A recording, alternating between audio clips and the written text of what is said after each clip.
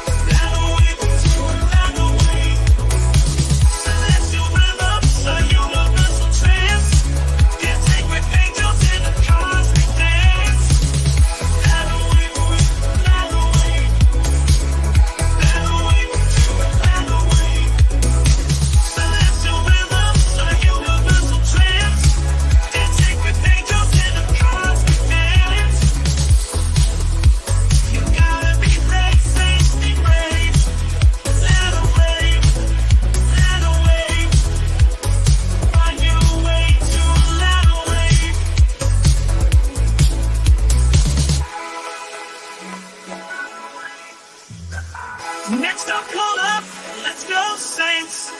Guided by faith where the universe paints. Celestial saints in a cosmic grace. Ladder wave, find your way to a ladder wave. Find your way to a ladder wave. Find your way to a ladder wave. I reverse on this wave. Next up, call up, ladder wave. Ladder wave, ladder wave. Find your way to a ladder wave.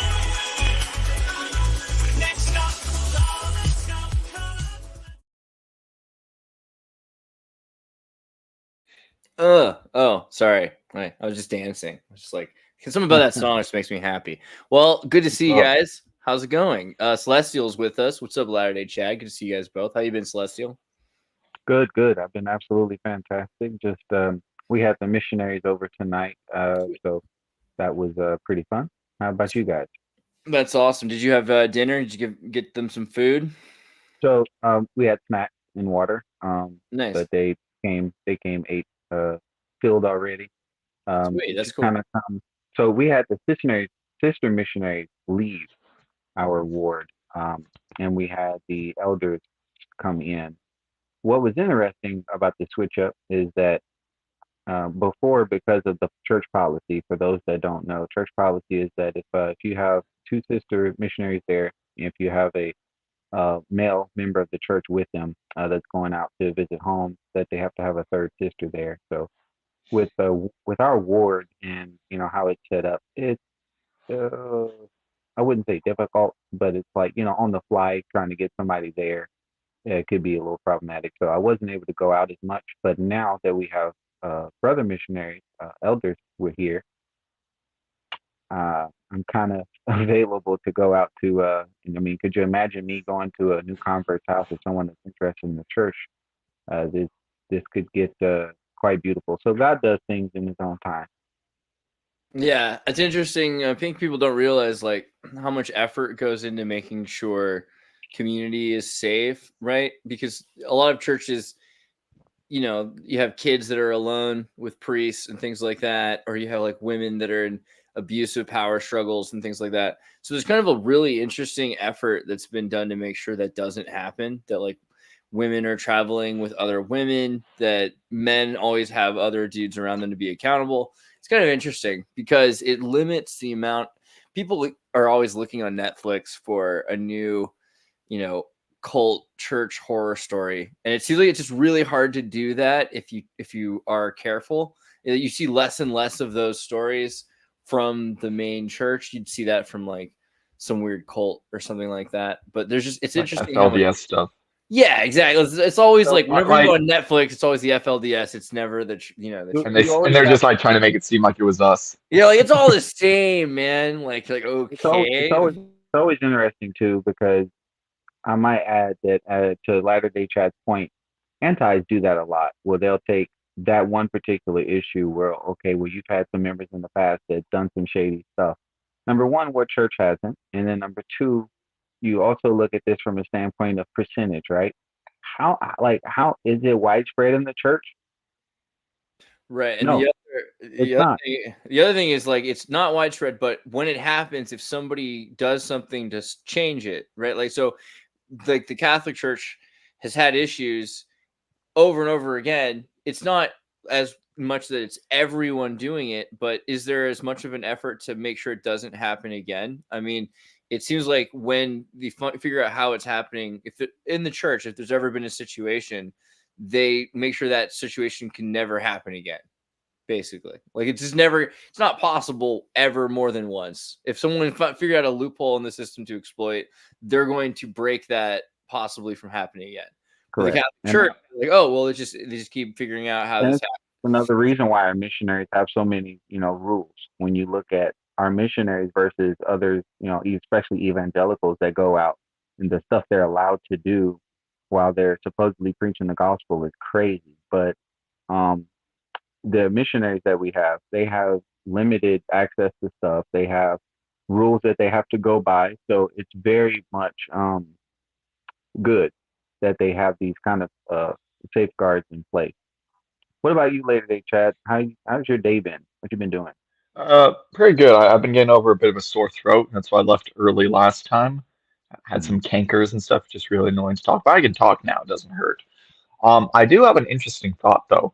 I don't know if there was a specific topic that we were going for with this one, but earlier, do you know, I forget his name, Alexander something. He was this evangelical guy that converted to the church and made a YouTube channel about it. Oh, I've totally seen that. Yeah.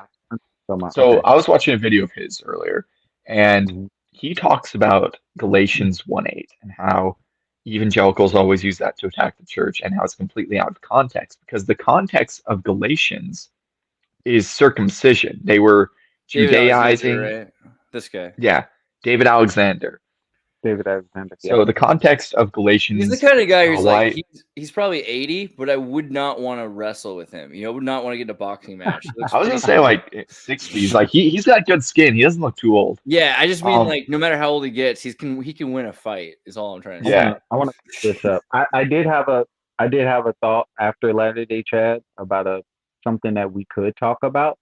but I am interested in hearing what Latter-day Chad is Yeah, talking so I about. had one. I know I'm the worst. Now I interrupt. I have one quick thought, just because of what you just said, which is like the Didache is something we should bring up, which is interesting to me. That if you think about all the books in the Bible, one of the books that's pretty much the most interesting that they haven't put into the Bible that should be is the 12 prophets, the Didache, which the Lord's teaching through the 12 apostles to the nations. And this is like the recordings of the early church, what to do, how you teach, how prophets are supposed to act, how ministers, apostles, and evangelicals are supposed to act. Like if someone comes to your house and says he's a minister, invite him in unless he asks for food and all kinds of stuff. And if he's trying to exploit the situation, he's not a real Christian. And all these different things about rules and like how you can tell if someone is trying to exploit the term Christian and aren't really good Christian. I thought that was kind of an interesting thing. But We're yeah, gonna. That's I do kind know of it does have some stuff that I questionable want. origins too, like Yeah. that certain things may have been altered or added in later, like they added in pouring baptism, which wasn't available till much later, right? Yeah. Celestial, But sorry, Celestial, what were you about to say? No, I was about to say that I really do. What you were saying correlates to the topic that I had in mind for tonight. But the Galatians 1 and 8 for I'm looking down because I have my quad in my lap. Just for those yeah, for those watching that don't know what a quad is, I'm so sorry. You can Google it. Just Google quad LDS and you'll know what I'm talking about. Okay. it's the Mormon Um, Bible we just have a bigger Bible than everyone huge. else. It's We a have more big old Bible. boy. It's Yeah. and what it is it's the Holy Bible, the Book of Mormon, Doctrine and Covenants, Pearl of Great Price, and we call it a quad because it has the four main canon scriptures in it. And Yeah, it's very useful for study when you don't want to like have 4 or 5 books open. I know even when you're studying just the Bible, I'm talking about really studying it. I'm not talking about just reading it. I mean, normally you'll have a dictionary and encyclopedia that may have some Hebrew or some Greek translations in it. You're gonna have you're dang sure gonna have a Schofield study reference system of the KJV. Like you're gonna have certain stuff. You're gonna have multiple books open. You're gonna have a pen and paper. So anytime you're studying, you can have a lot of books. This just Yeah, it's helps us. crazy how many pages they can fit in this book. That's the other Yeah, thing. Like it already looks thick. Try opening it. It's kind of yeah, insane. There's the Bible, the Book of Mormon, the Doctrine and Covenants, and the Pearl of Great Price in this like yeah. little book. It's It's great. crazy. It's great. I love it. I love it. But Galatians 1 and 8. I it's want to thick. read from it. I want to read from it real quick, and then later Yeah, Day Dad can elaborate. Galatians 1 and 8 says, "But though we or an angel from heaven preach any other gospel unto you than that which we have preached unto you, let him be accursed." yeah. So a lot of people were against the church because obviously the Book of Mormon was given to Joseph Smith by the angel Moroni. They sort of leave out the point that he literally talked to Jesus Christ first and had many other visitations from Christ and the Father. But what I think is the most important, what David Alexander was talking about, is that the entire context for the book of Galatians, everything in Galatians is about circumcision. Like Peter is teaching, and certain apostles and stuff are teaching that circumcision is needed for salvation. They're Judaizing. They are learning that basically they're being taught you have to follow the law of Moses, you have to be circumcised, you have to do all this stuff to be saved, which is what Paul is talking about when he says that those are dead works. Right? He's not saying that, like, oh, you don't have to repent or do anything like evangelicals might say. He's literally talking about circumcision. And this goes on to the point that I had a thought with what I've been studying. So when he says, if any of us or an angel of light preach a different gospel, the different gospel he's talking about is the law of Moses and circumcision. He's literally specifically saying, whoever's telling you to get circumcised, let him be accursed. I'll take that a step further. So, as many of you may know, I've been studying a lot into First Temple Judaism, studying Margaret Barker and Dave Butler's books on it. We're having Dave Butler on next week, I believe. And in his book, he makes an interesting point talking about the First Temple Judaism, what they believed, how it correlates to the Book of Mormon, and in what he calls the religion of the visionary men, which he also says the New Testament was visionary men. They believed that in the temple, in the Holy of Holies, it represents day one, when the creation and the creator were at one. And Essentially, the priests in the temple saw themselves as the incarnations of angels. When you enter in the Holy of Holies of the temple or the celestial room, you should consider yourself to be an angel who has entered into the presence of God. You're being transformed into an angel. He makes an interesting point that in the Book of Mormon, Korihor, the Antichrist in the Book of Mormon, who's preaching atheism, essentially, that there is no God, there is no Christ. He's also teaching some Marxist ideology about power structures. He points out that Korihor says he was deceived by an angel of light to be told there is no God. But if, like, an angel came down from heaven in a beam of light and said, there is no God, are you really going to believe that? The point he makes in Plain and Precious Things is that based on the language Korihor speaks in, based on his familiarity with Alma and the priests, Korihor is an apostate who has turned atheist. He was once one of the visionary men, one of the temple mystics who has become apostate. And that it's entirely possible that when he says an angel of light deceives me, he was talking about another person who was a temple mystic, another temple priest, who told him, this is all a load of crap, none of this is real, deceived him into believing that there is no God, which makes more sense than an angel proving God's existence, coming down and saying, actually, there's no God. Atheism is true. You know what I mean? All So right. in the context of Galatians 1:8, I was thinking, because you got to re-examine certain things in that context.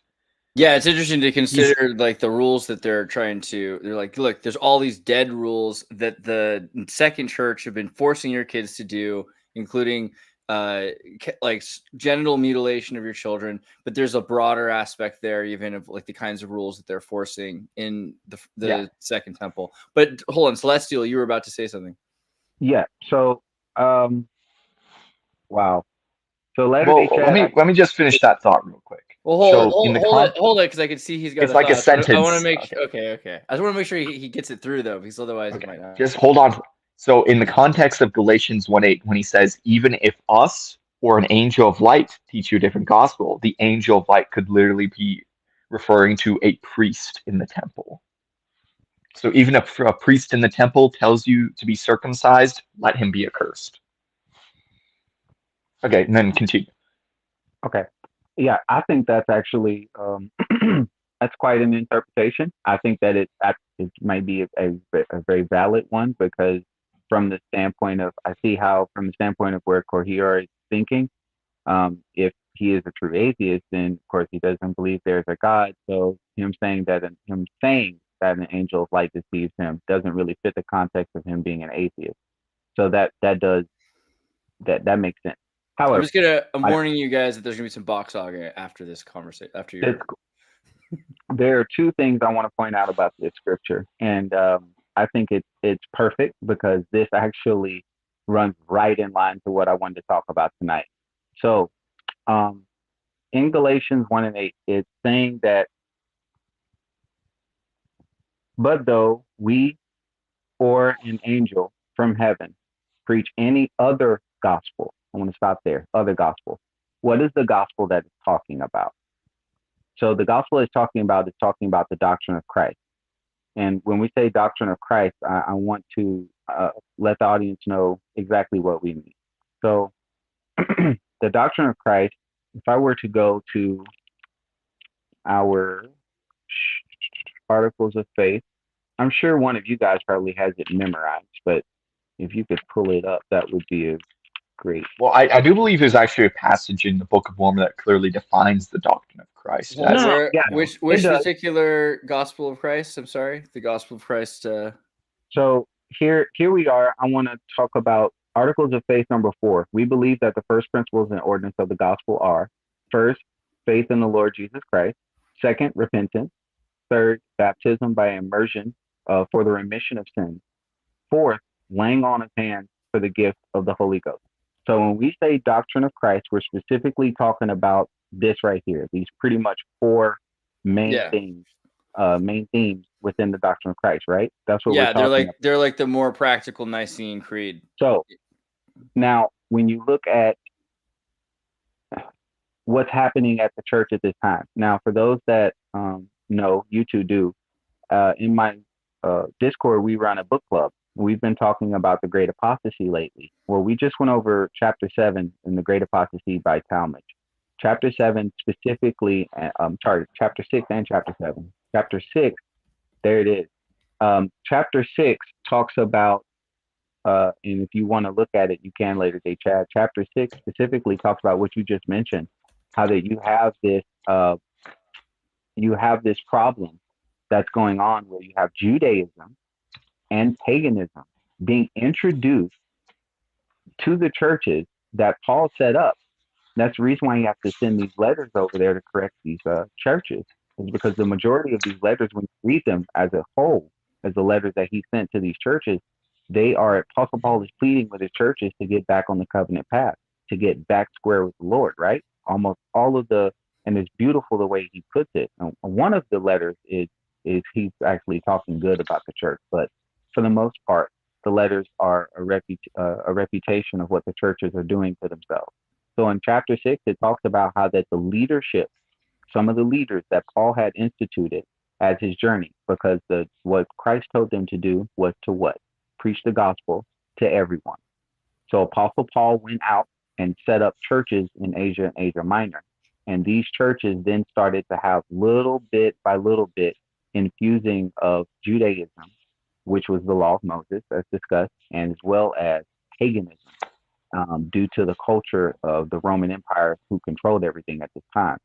So the leaders that Paul had instituted at this point were some of the ones. So this goes back to a later day Jab talking about how that angel of light may have been a person. The leaders were the ones who were gathering more people into their fold, and they were the ones who was telling people, oh, well, you still need to obey some of the laws of Moses, and you still need to do this, and you still need to do the other thing. And Apostle Paul was telling them, no, man, Jesus fulfilled all that. We're under a new law. So what I wanted to talk about tonight that ties into all of this is actually Alma 41, for those that may have their Book of Mormon with them.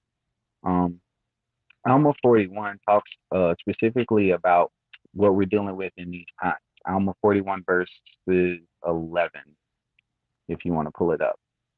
It says, and this is Alma, I believe he's talking to his son, Brianson, and his son had some problems. He had some sexual problems with some people when he was sent to go preach. So he was sent basically on a mission and had some serious problems. Verse 11 says, now my son, all men that are in a state of nature, or I would say in a carnal state, are in the gall of bitterness and in the bonds of iniquity. They are without God in the world, and they have gone contrary to the nature of God. Therefore, they are in a state contrary to the nature of happiness. Here, it shows that when you are going apostate, basically when you are going against the nature of God, you're going against happiness. Happiness is a part of this whole thing that we get to enjoy in life. The whole point of life is to have joy. So we want to make sure that we're maintaining our happiness. And the only way to do that is to cleave to the nature of God. So what we're seeing in the world nowadays is we're seeing people who love their self, right? They love their money. They love the things that they can get. They love their jobs or their cars or their homes or whatever it is that you have, pride in. And this becomes stuff that satisfies them. You start taking some of that stuff away and they don't have contentment anymore. And they don't have assurance that, this Heavenly Father that gave them all these blessings will continue to bless them and help them through the rough time, because their faith is fundamentally based in something that is not everlasting. It's not eternal. So because it's not eternal, they will get shaken. So a lot of people out there right now that are atheists and transgender problems and all these other problems that society is facing, it's simply because they wonder why they're not happy. It's because they're going against the very nature of God. I think in some previous verses above it was talking about how that, God's will doesn't change. Like the plan doesn't just change because you want it to, right? We can't just pick and choose and cherry pick what parts of the doctrine we like and what parts of the doctrine we don't like. And so I think here, the other doctrine that's being preached, we're not preaching a different doctrine than Christ. For anyone that says so, you haven't read the Book of Mormon, because the Book of Mormon is specifically tells you to do everything that Jesus does. Did Jesus get baptized? Did Jesus go out and teach and preach other people in their homes and outside of their homes? Have dinner with people that he didn't know? Yes, he did. Did he help out the poor? Yes, he did. Did he help heal the sick? Yes, he did. So all of the things that Jesus Christ taught and tell us to do, to have love to one another and all that kind of good stuff, are we doing that? Yes, we are. And like I said, for those antis out there that may say, well, no, you're not. Look at all the scandals in your church. They're not widespread.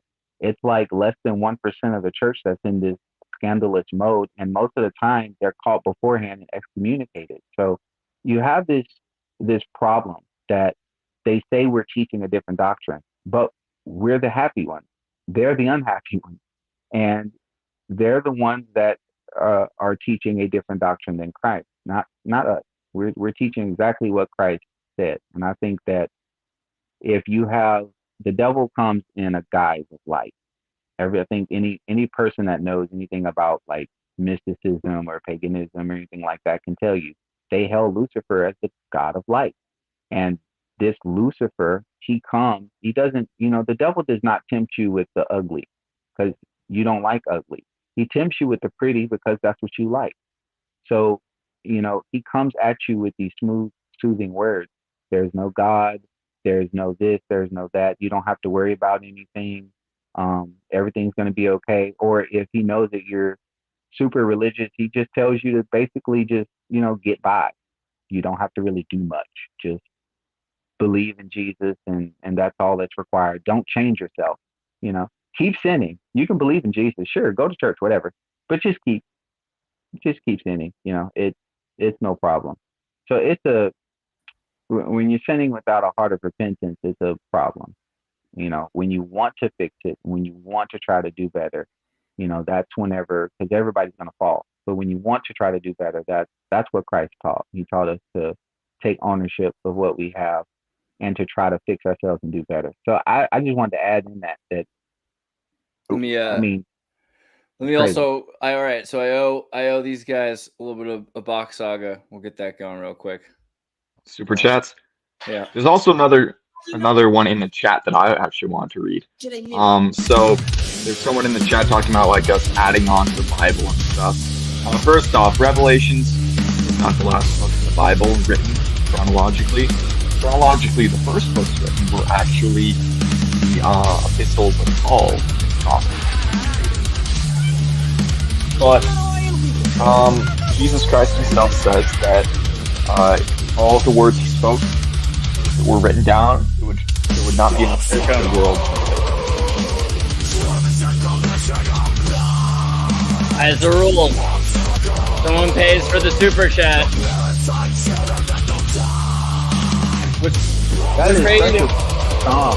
Why would someone request this song in the middle? So that tells me the person who requested that song is not a member of the church. This is true. However, what's weird to me is like 90% of the Mormons I've met really love metal. So it's like, but yeah, it's true. Okay, so that's my little secret is I actually enjoy heavy metal to an extent. That's the thing. They're like trying to upset me, and I'm like, I like it. I'm a pro musician. So I mean, you're gonna have to find. You're gonna see through it to the actual music. Exactly. Yeah, I'm gonna see through the message to get the music. But for those that were watching, who were saints and felt disturbed by that, don't, because that's what that person wanted you to feel. They wanted you to feel. And here's another thing. Look at this. This is so pretty.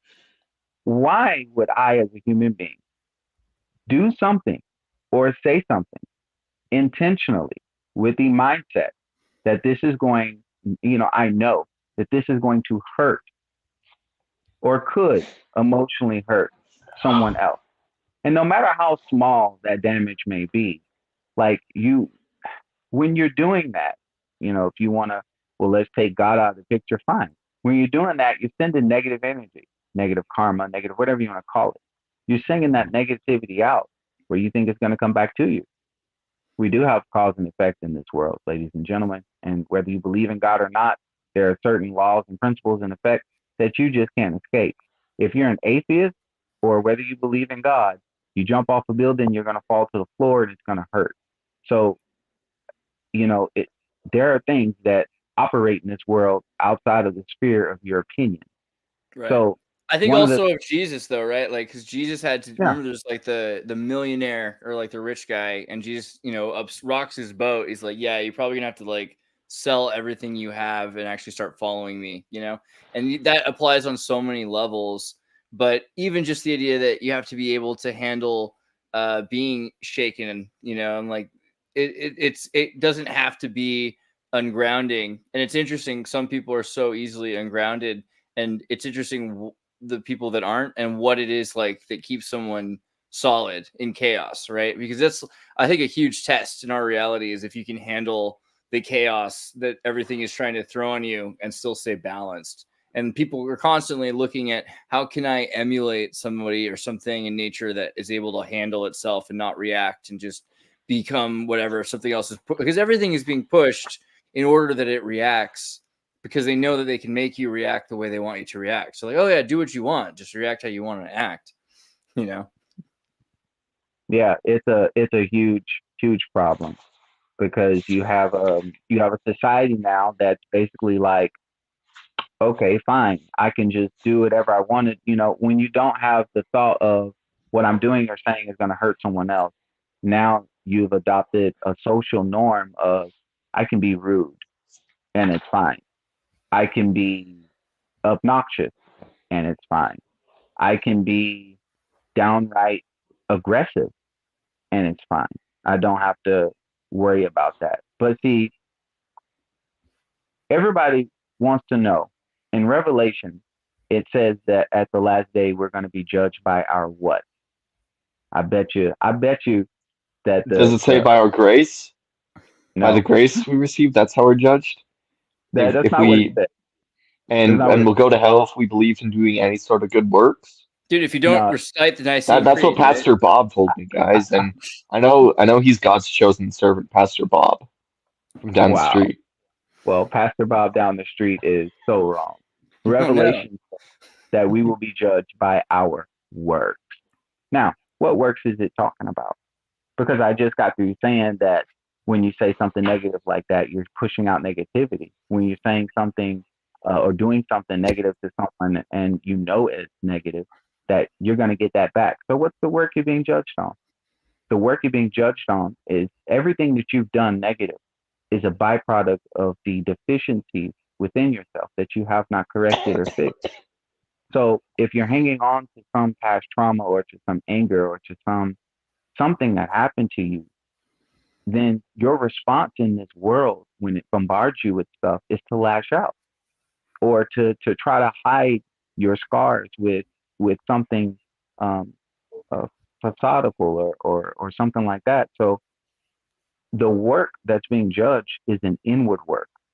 It's what have you done to fix self to the point to where you emulate Christ, right? The word Christian means Christ-like, to be like Christ. So how far along on that path? I think I mentioned this earlier on the last live stream I was on, that at the end you're going to be placed where you're comfortable. Comfortable. If you haven't at all in your entire life tried to be good, tried to be like Christ, try not to hurt other people's feelings and to blatantly disregard other people's religion, or because I don't do that, whether I disagree with Catholics, Protestants, or whatever, evangelicals or Calvinists, I may disagree with them on a lot of theological basis, but one thing I'll never do is just bash them for being what they are. But we get it all the time. People bash us all the time. And what you're doing when you're doing that is, do you think Christ does that? I mean, say we were wrong in the second coming. We tried our hardest. We did good. We worship Heavenly Father through Jesus Christ, and we did everything that Jesus Christ actually do. But say that some part of our doctrine is wrong, and the second coming happens. Do you think Jesus won't be well pleased with our work? Of course he will be. Of course he will be, because we didn't preach a different doctrine. We preached what he told us to, and we did what he asked us to. And so when we're judged at the end, we're going to be judged on our work, and it's an inward work. It's not anything like you helping a lady across the street is a result of you being a good person on the inside, not the other way around. Because you helped the lady across the street, you are a good person. And I that think, reminds me of something actually. yeah, So are you guys familiar with that 52 churches in 52 weeks guy and how he got baptized? no, So I was aware of it like a year ago from my mom. Um, but basically, there was a guy who was a Protestant. He made a YouTube channel to go to a different church every week.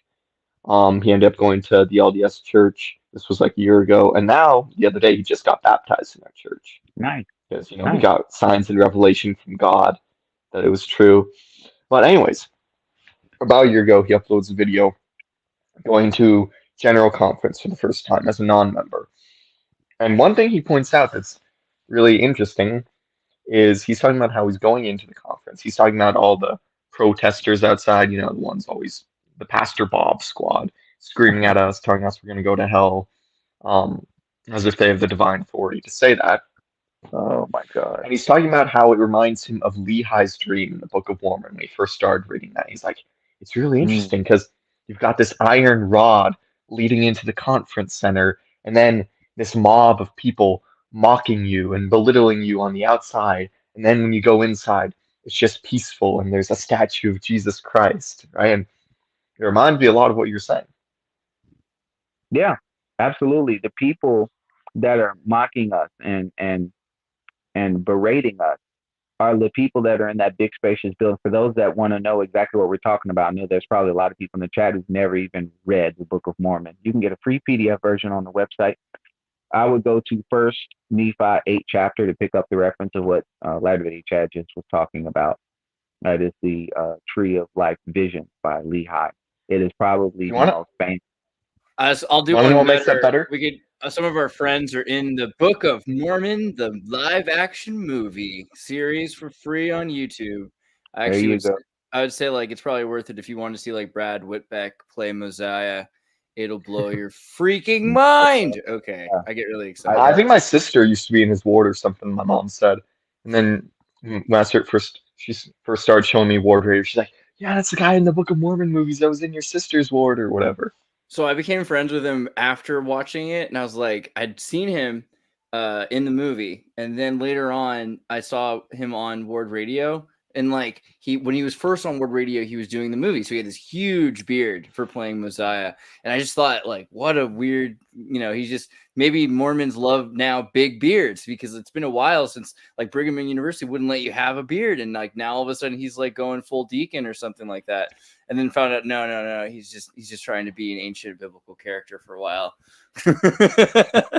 Yeah, So it's interesting. talking about entertainment, I might end up being on one of the musical releases. I know that sometimes the church sends out like little albums or whatever. That's what we're waiting for. I don't know if you guys have heard Celestial play the saxophone yet, but it's quite, I was gonna say quite a sight, but it's quite a sound, I guess is the correct term. I appreciate that, but it's so my elder quorum president, President Kent. You've heard me mention him several times. I love him. He's like my big brother in the church. His daughter, one of the oldest, I think second to oldest, plays the piano really well. She wanted to do like a saxophone piano duet for the. They sent out an email requesting for members to send in music. So it's not set in stone or nothing, but I know that my stuff has been circulated around the church, and that would be awesome for them if they were. I mean, to be honest, it's like they could use some real music. That's the thing. The church needs good music. That's the smart thing. I don't know. It's interesting looking at the Didache because of the rules, because we talked a bit about like what are the rules you're supposed to follow, and the works are a major thing. It talks about the way of life, the way of death, choosing the path of righteousness to avoid sins. There's like some more emphasis on the golden rule that's more interesting. It's interesting how it's kind of been written out, and the way we talk about the golden rule now is very different, because the way we look at the golden rule now is like do unto others as you would have them do unto you, but really it's treat others as you would have them treat you, which is totally different, because one is to put them through certain kinds of regulations and rules and everything, and the other one is like to treat you kindly, which is more what Celestial's saying. The other thing is prayer and fasting. I think like the rule, like the things here that you have to do are the things LDS are doing, right? This is not the rules of the Catholic Church. And so it's kind of sad that they've lost the Didache. I think the Didache is pretty practical. And especially because the history of the way Christians first were like, all right, what do we do with this? The Catholic Church has lost a lot, actually. So in studying the Great Apostasy and with my degrees within the Templars, one of the things that I know for a fact is that the church has evolved tremendously. I'm talking about the Catholic Church here. The Catholic Church has evolved tremendously in a very bad way. Not in a good way. And I'm speaking purely historically. This is not a hit on the members. I'm talking about the organization of the Catholic Church, okay? Not the members, the organization of the Catholic Church. It has shifted to some very, very bad places, partly due to the fact that it originated from some pretty shady stuff. So I won't bore you guys with the details. Here's an interesting little question I was talking about earlier. So, Catholics, they claim that Peter was the first pope. He was the Bishop of Rome. However, you can't really find any sources of Peter being in Rome. There's some, second, third-hand sources saying he was executed in Rome. However, if Peter was the Bishop of Rome, don't you think he would have been brought up at some point in the letter to the Romans? And don't you think that the Romans, in the letter to the Romans, they would have been like circumcising people or something, like all the other people that were under Peter? Don't you think Paul, with his beef with Peter, would have addressed that if Peter was like the leader of the Roman Church? Paul definitely would have addressed it. Like no cap. Like Paul definitely. So for those that don't know, Paul and Peter, they loved each other through, because they were both Christians. They did love each other. They did have an admiration for each other. There were certain disputes they had over doctrine that, kind of made them one of those things where if they're in the room together, you got two lions of doctrine. You know what I mean? You got two lions of doctrine in the room at the same time. Both of them have a bit of an ego. It's going to clash a little bit. It's fine. But within the church, we are allowed to have those kind of pivotal doctrinal discussions because we are members and we understand where the lines are, right? We know when not to cross, what not to say, and how to approach our brothers and sisters in Christ. So with that understanding, Paul and Peter, they had some problems, doctrinally speaking. But as far as like an application of getting the word out, they were on very good terms. Yeah, but the idea of Peter being the seat of the Roman church, bishop, right? Exactly. Like this is the if he was the Roman bishop, Paul would have said something about it in Rome, and there would have been some sort of beef going on with circumcision or something. Sure. Because the whole thing with the letter to the Galatians was literally Peter, amongst other people, teaching them that they had to be circumcised, right? So don't you think he would have been teaching that to the Gentiles in Rome? And Paul would have brought that up if he was the head of the Roman church? But no, there's no evidence that Linus ever had hands laid on him to confer the priesthood. And again, that goes back to like you're saying, Peter promoting circumcision, that's actually adding to the apostasy. So what you have here is it goes back to the fact that people within that church or whatever organization he's around were influencing their leaders, and the leaders were influencing the people to such a degree that little things like this were getting brought back into. And you got to understand, this was not, it's like an old drug habit, man. Like these people were addicted to Judaism. They were. Yeah, They've been. But also, like, what is Judaism? Because you've got Egyptian slavery, magic, all these weird priesthood stuff that's come out of Egypt. That some of that is esoterically being practiced by the Second Temple. Did you know that the Hebrews spent 400 years? I'm going to repeat that: 400 years in Egypt. That's 4 generations. 4 generations of Israelites born and raised in Egypt. So, yeah, they knew of the customs of Egypt, and they, to some degree, I would say, picked up a lot of those. How could you not?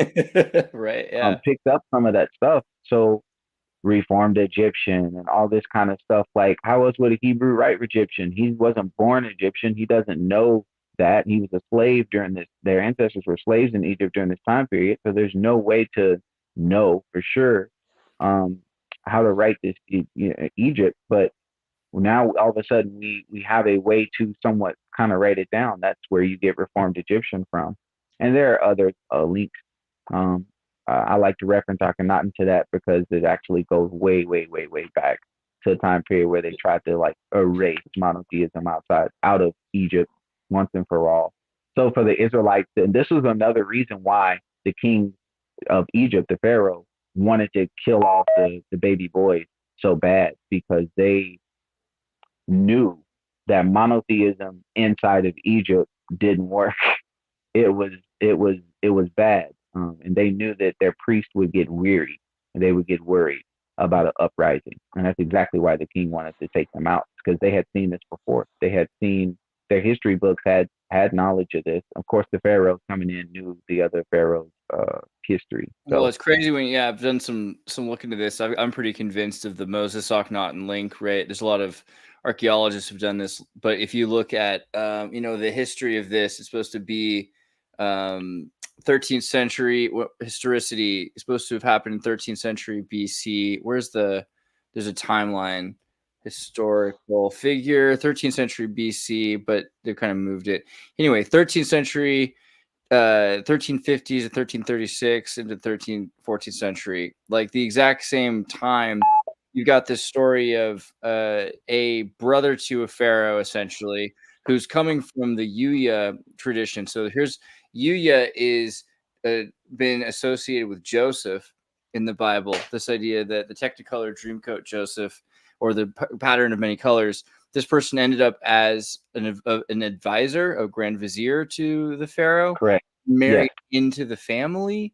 And Yes. that's exactly the story of Joseph, right? So a lot of people have associated this is also a century or so before, just a generation before Moses, right?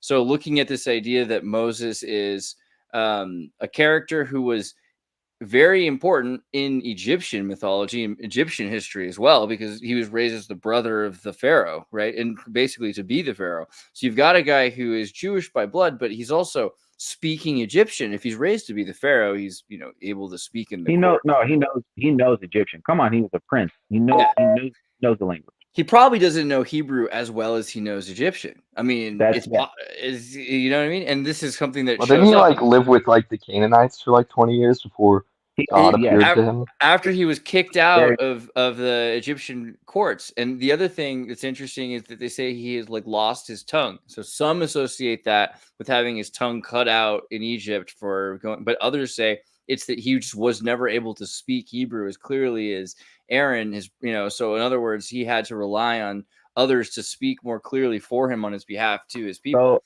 So I want to add something to that. It's actually, from what I've read and researched, it's actually quite the opposite. He lost his tongue, meaning that he lost that slang, so to speak. Like he lost that what's the word I'm looking for? It's escaping me. Accent. There it is. He lost that Egyptian accent because I think it was towards the wilderness of Sinai, where you pick him up speaking heavy Hebrew. So it wasn't that he couldn't speak Hebrew anymore. It was actually that he lost, and when he left out of Egypt, he lost that Egyptian kind of tang to his voice. Then you also have you pick up where Moses, there's a verse where it talks about how Moses was very, very much um, like a stutterer. Like he wasn't someone who was very eloquent with his words. I think at the burning bush, he even mentioned that to me. It's funny. So no matter how astute you are in the gospel, or no matter like where your placement is, typically when the Holy Ghost tells you to do something, you have this like argumentative period where you're sitting there and you're having this debate. You're just like, nah, bro, I don't want to really do that. Like, that doesn't sound like fun to me. And Moses at the burning bush is having this moment where the Lord is basically instructing him to go back to the land where you got a warrant, and you're gonna And rescue. rock that boat. Yeah, rock that boat. You're Yeah, gonna. that's actually very specific, something that happened to me about a year ago. So I'm going over all this new world order stuff in my head, freaking out about it. Long story. I think I've told a little bit of this story before. Hold on. Anyways, Before I was almost done with my point, and then you can tell your story. So he tells him to go back to Egypt, and he's like, "Yo, bro, I don't want to go back to Egypt. First off, you don't want to use me, Lord, because I'm a stutterer. Like I stutter my words. I don't talk well." And the Lord basically tells him to shut up. That He's going to give him the words to speak, and it's going to be fine. So I just found it funny that this Akhenaten Moses correlation is there, because Akhenaten was definitely against the grain of Egypt. Like he wasn't good with the polytheistic stance. He didn't like the priest structure they had. He did not like he didn't like some of the temple. He built new temples Yeah. and consecrated whole new He lands. built a whole new city, exactly, Everything, dedicated to the everything, Son of God, exactly. Yeah, everything, everything. He changed everything, and it was honestly, if you look back at the prosperity level of Egypt at that time, it was the most beautiful thing you have ever seen. I think it was reported he had a city of gold that when yeah, the sun came up, it would shine like a beacon of light across the horizon. They said you could see it from almost the ends of the earth. It was this man Akhenaten worshipped God in a way that, and it disgusted the pharaohs. yeah. They And I just hated. really quickly want to say before you go on your story, chat, is that with Moses being the idea of Moses being Akhenaten is really interesting. Looking at the history, because a couple centuries earlier, Egypt is not that great. Yuya comes No, into Egypt. no, Yuya helps out Egypt. And so the story goes that Joseph has this dream about the drought coming, right? But regardless, yeah. the historical story of Yuya is that they build up dams and do nilometers, which are designed to deal with droughts, right? And that they have a huge grain storage system that they used for Egypt. Again, this is I don't know if you remember, but that's kind right, of a yeah, big part of this. And then Yeah. yeah, the way, but with Yuya, what happened was these different groups had to pay their taxes to get access to the grain during the drought. And if you couldn't afford it, what ended up happening was you said, okay, I'll give you my cattle, but I can't really like afford to do that. So I'll give you the labor of the cattle, like whatever is produced at the end of the season. You'll technically own them and I'll work it. And then there was a drought. It kept going for apparently something like 7 years. This is again, 7, that's a specific number. yeah, it's pretty good, right? And then the guys are like they're like, well, we don't have anything else to give you. Well, let's have your land, but we need our land. Well, you can use the land. The Pharaoh will own the land, but you can use your land because there's a drought. Now, the thing that's interesting is the Nile being diverted for the purpose of working on the city around Giza. Sorry, around Giza, right? No, is it Gaza? No, Giza. Sorry, Giza. Building of the pyramid area. It looks like that this area is where water was diverted, and up to that point, Egypt has 3 seasons instead of 4, because correct. you have the flood season when Ethiopia has the winter. So when the flood season comes, they have all this land soaked with water so they can grow their food, and all of a sudden that wasn't happening because they diverted the water for the purpose of building this city. So it destroyed, and this is also interesting because Moses's 10 commandments, there's a thing there where he says he goes up to Mount Sinai, he comes down with all the commandments and shatters them when he sees the golden calf. And what we have is not what he had a conversation with God about in the 10 commandments. And this is a major thing. If you think of the second temple period, or all these people that are following some of the rules, right? The divine maxims of Ptah-hotep have the 10 commandments in them, and it's 42 rules altogether that include a lot of specific things from LDS, like talking, but they're all written differently. It's like, I have fasted, I have not lied, I have not murdered, I have not. It's like a checklist. But The first tablets actually were the Melchizedek tablets, right? Last So then one, they reject the higher law. About 300 and something. Last one I want to say is the funniest one is there's a rule is I have not diverted water. That's I've not diverted water from other people. Okay. So the laws of Moses he's talking about the laws of that Pharaoh that were derived from the laws of Moses. The laws of Moses was around, God forgive me if I have this mistaken. I'm gonna give the roundabout number because I don't have the number off the top of my head, but it's around 300 to 400 plus rules. Did you hear what I said? It's 300 to 400 plus rules. Yeah, And there's supposed to be you can Google it. 613 rules are what the Hebrews say, because there's 613 Right. parts of the soul. There you go, 613. So I knew I had that number wrong. Okay, but it was more. My point was, It's a lot. It's a lot. Like It's more than 10. It was impossible. It literally was impossible for them to keep this, and it's the reason why they had the animal sacrifice altar, so that they could repent for these laws that they've broken. Which really sucks, right? For like imagine you're a sheep, you know what I mean? And then like someone's like, I'm sorry, there's 613 rules. I gotta kill you. Like I don't know what to do. Imagine and could you Sorry, I coveted my neighbor's wife's sheep. It's like really unfair, real. Like, okay, you think this is God's nature? I'm just saying, there's something flawed about the way the second temple. It's funny. We don't have any reports of them running out of animals. But we do have a lot of extinctions, so there might have been like some better, like a unicorn sacrifice might have gotten away with. That's where the dinosaurs went to. The law of Moses. I knew that was gonna come back and bite us. We were talking about dinosaurs, unicorns in the last one. Oh my Lord! All right, so, but yeah, so God kept the blessings going, right? He gave them grain. He gave them water when they needed it. He gave them shelter. He gave, like, the animals reproduced in a way to where they would not run out of these sacrifices during their sojourn in the wilderness. Like, there is, when you're talking about the miracles of God, and I love the atheists, bless their heart, they read this stuff and to them it doesn't make carnal sense. It's because you're not dealing with an extremely carnal being. You know, you're dealing with the creator, and so he can do what he wants to do.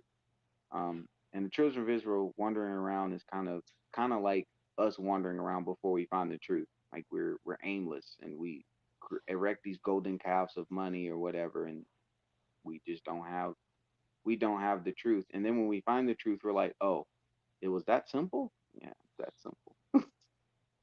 Kind of interesting, like Slavoj Zizek, who's the communist atheist that you know, fought against Christianity and Jordan Peterson debate and all that. He's a new book coming I have out. something interesting you can pull up that I posted on my Instagram the other day. That's what so talking about just really quickly, I want to say, like, the Christian atheism book is interesting that this exists because they're admitting that essentially the entire system is a continuation of that practice. So it comes back to the Second Temple thing of like, what are we calling Christianity, or what are we calling that, like, social secular civility? But yeah, sorry, Latter-day Chat, keep going. Yeah, so when talking about a different gospel, so this is an older painting from about the 4th century. I posted on my Instagram yesterday, I believe. If you pull that up, it should be the one of Melchizedek. No, not that. People tagged me a bunch of things down. More. That one on the left. So So this is from a cathedral from the 4th century in Italy, I believe. Wait, what did you say? What did you say, Celestial? I said I do have to leave. I have to step out for a second. I love you guys. Thank you so much for having me. For all of my fans out there, thank you much. Dude, well, let me really quickly send everybody to the Moroni League if you want, or do you want me to show that? For anybody who's like in the thoughtful faith or like members, you can check out the Moroni League, which is a super chill. Oop, now I'm in the radio chat. That was my bad. But if you go check this out, there's even like Latin and Spanish now. Pretty sweet. So check out the Moroni League. You can get a link through Celestial and I, also through Chad. And yeah, thanks, man. This is awesome so far, and we'll talk again soon, hopefully. Thank you, guys. See you later. Peace. Bye-bye. Right.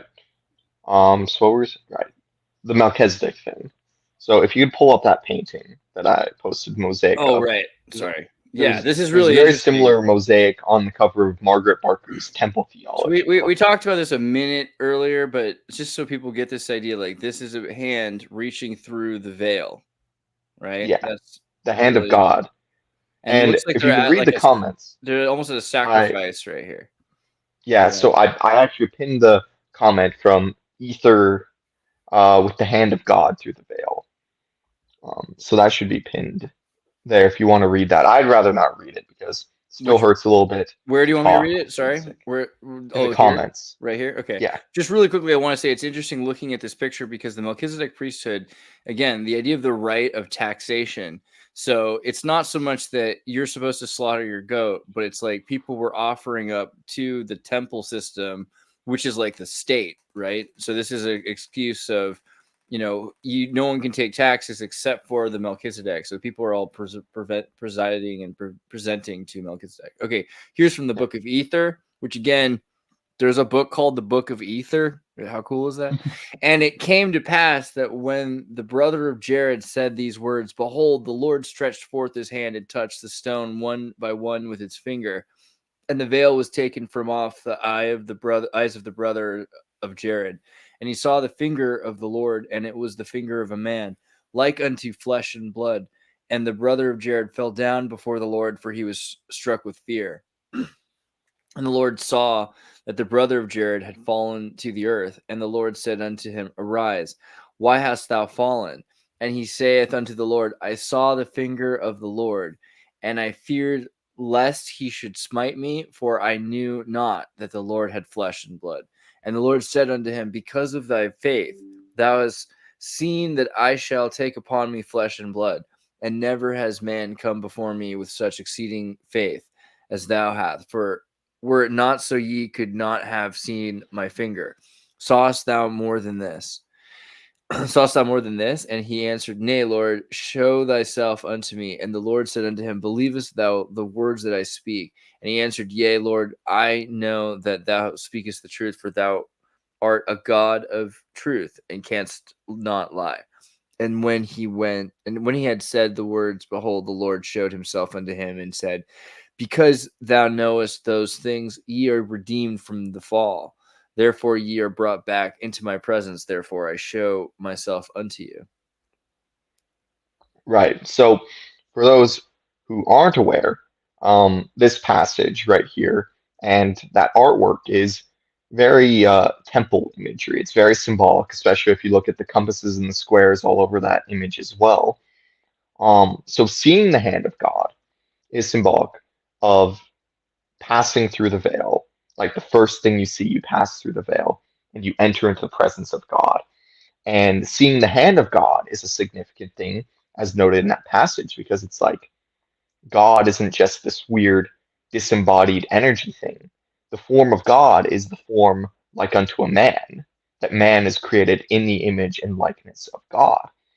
And it is that acknowledgement that allows the brother of Jared to enter into his presence, where he sees a little bit of God, and then he sees the fullness of God, and he sees Jehovah, the premortal Jesus Christ, right? So it's very interesting that you see in old mosaics and stuff that same imagery of the veil and the hand. It's very, very much temple symbolism. So that's why that's very interesting to put in there. Yeah, that's interesting. What do you think the deal is with the hand through the veil? Like, why does there need to be a veil? Like, what's that? What do you think the deal is? Well, I've spoken to people. There's a lot of reasons why there's a veil. Obviously, with the restored gospel, we understand the plan of salvation. We understand why we are here. We understand the pre-existence and stuff. But also, there's people that I've talked to that say, okay, if Jesus Christ himself came down from heaven and told you that the Mormon church is true, would you believe him? And there's some people that'll say, yeah, of course. Other people who have said, no, absolutely not. I wouldn't join, even if God himself came down from heaven and told me. God judges people according to the light which they receive. And there's a lot of things that aren't widely talked about, but in the church, we do believe that Jesus Christ still talks to people. We believe that angels still visit people. And I can bear witness of those things, that they are true. And that I've spoken to multiple people on multiple occasions about those things that can confirm those things. That still happens. But God judges people according to the light and knowledge that they receive. So if God were to prove his existence to somebody who is so attached to their worldly desires, their biases, and their pride, that they would reject him anyways, he would have to damn them to have no forgiveness in this life nor the next, much like the Pharisees who committed blasphemy against the Holy Spirit, that they will never get that forgiveness because they knew exactly what they were doing. They had a full knowledge. They saw Jesus Christ fulfilling prophecies of the Messiah, doing miracles, and they still denied him, right? So why is there this veil that you get portions of light, beams of light of truth from God at a time? Because not everyone can handle the whole truth. But to those that earnestly seek with an open heart, they will receive signs from God. I know that I would not be a member of the Church of Jesus Christ if I did not truly believe it was true, because I think the Mormon culture is just sort of embarrassing and cringe, and I kind of hate it. The only thing I hate more than the Utah Mormons are the Utah ex-Mormons, because they're just psychotic. But my whole life, I just thought the Mormon culture was annoying, embarrassing, and I've never gotten more hate than since I've just openly believed this stuff. But so I wouldn't if I didn't truly believe it. However, looking back, it's been conspiracy theories that have led me here, and personal revelations, dreams that come true, visions, and I can now identify many of the dreams I've had as being very specific temple imagery that were of things that I did not previously know about, which is very interesting because it just corresponds so well. Like literally when I'm 16 years old, seeing a gateway, a giant doorway gateway in the heavens that only a man and woman can enter through together. And then on the other side of it are these celestial beings made of stars. And I see them, and I see a great one that I fundamentally understand that is God, or that's the universe or something. And I see the image of that same thing within me, and it's my spirit, and I'm made in the image of God, all this crazy stuff. I mean, that's just sort of a summary of it. But now I understand, oh, that's the temple. To reach that exaltation, you need a man and woman sealed together. That's why it takes a man and woman to enter through that gate. That's why there were certain people in my dream who, much like in Lehi's dream, were too embarrassed to go through that gateway. And I'm 16 years old having these dreams out. It's crazy stuff.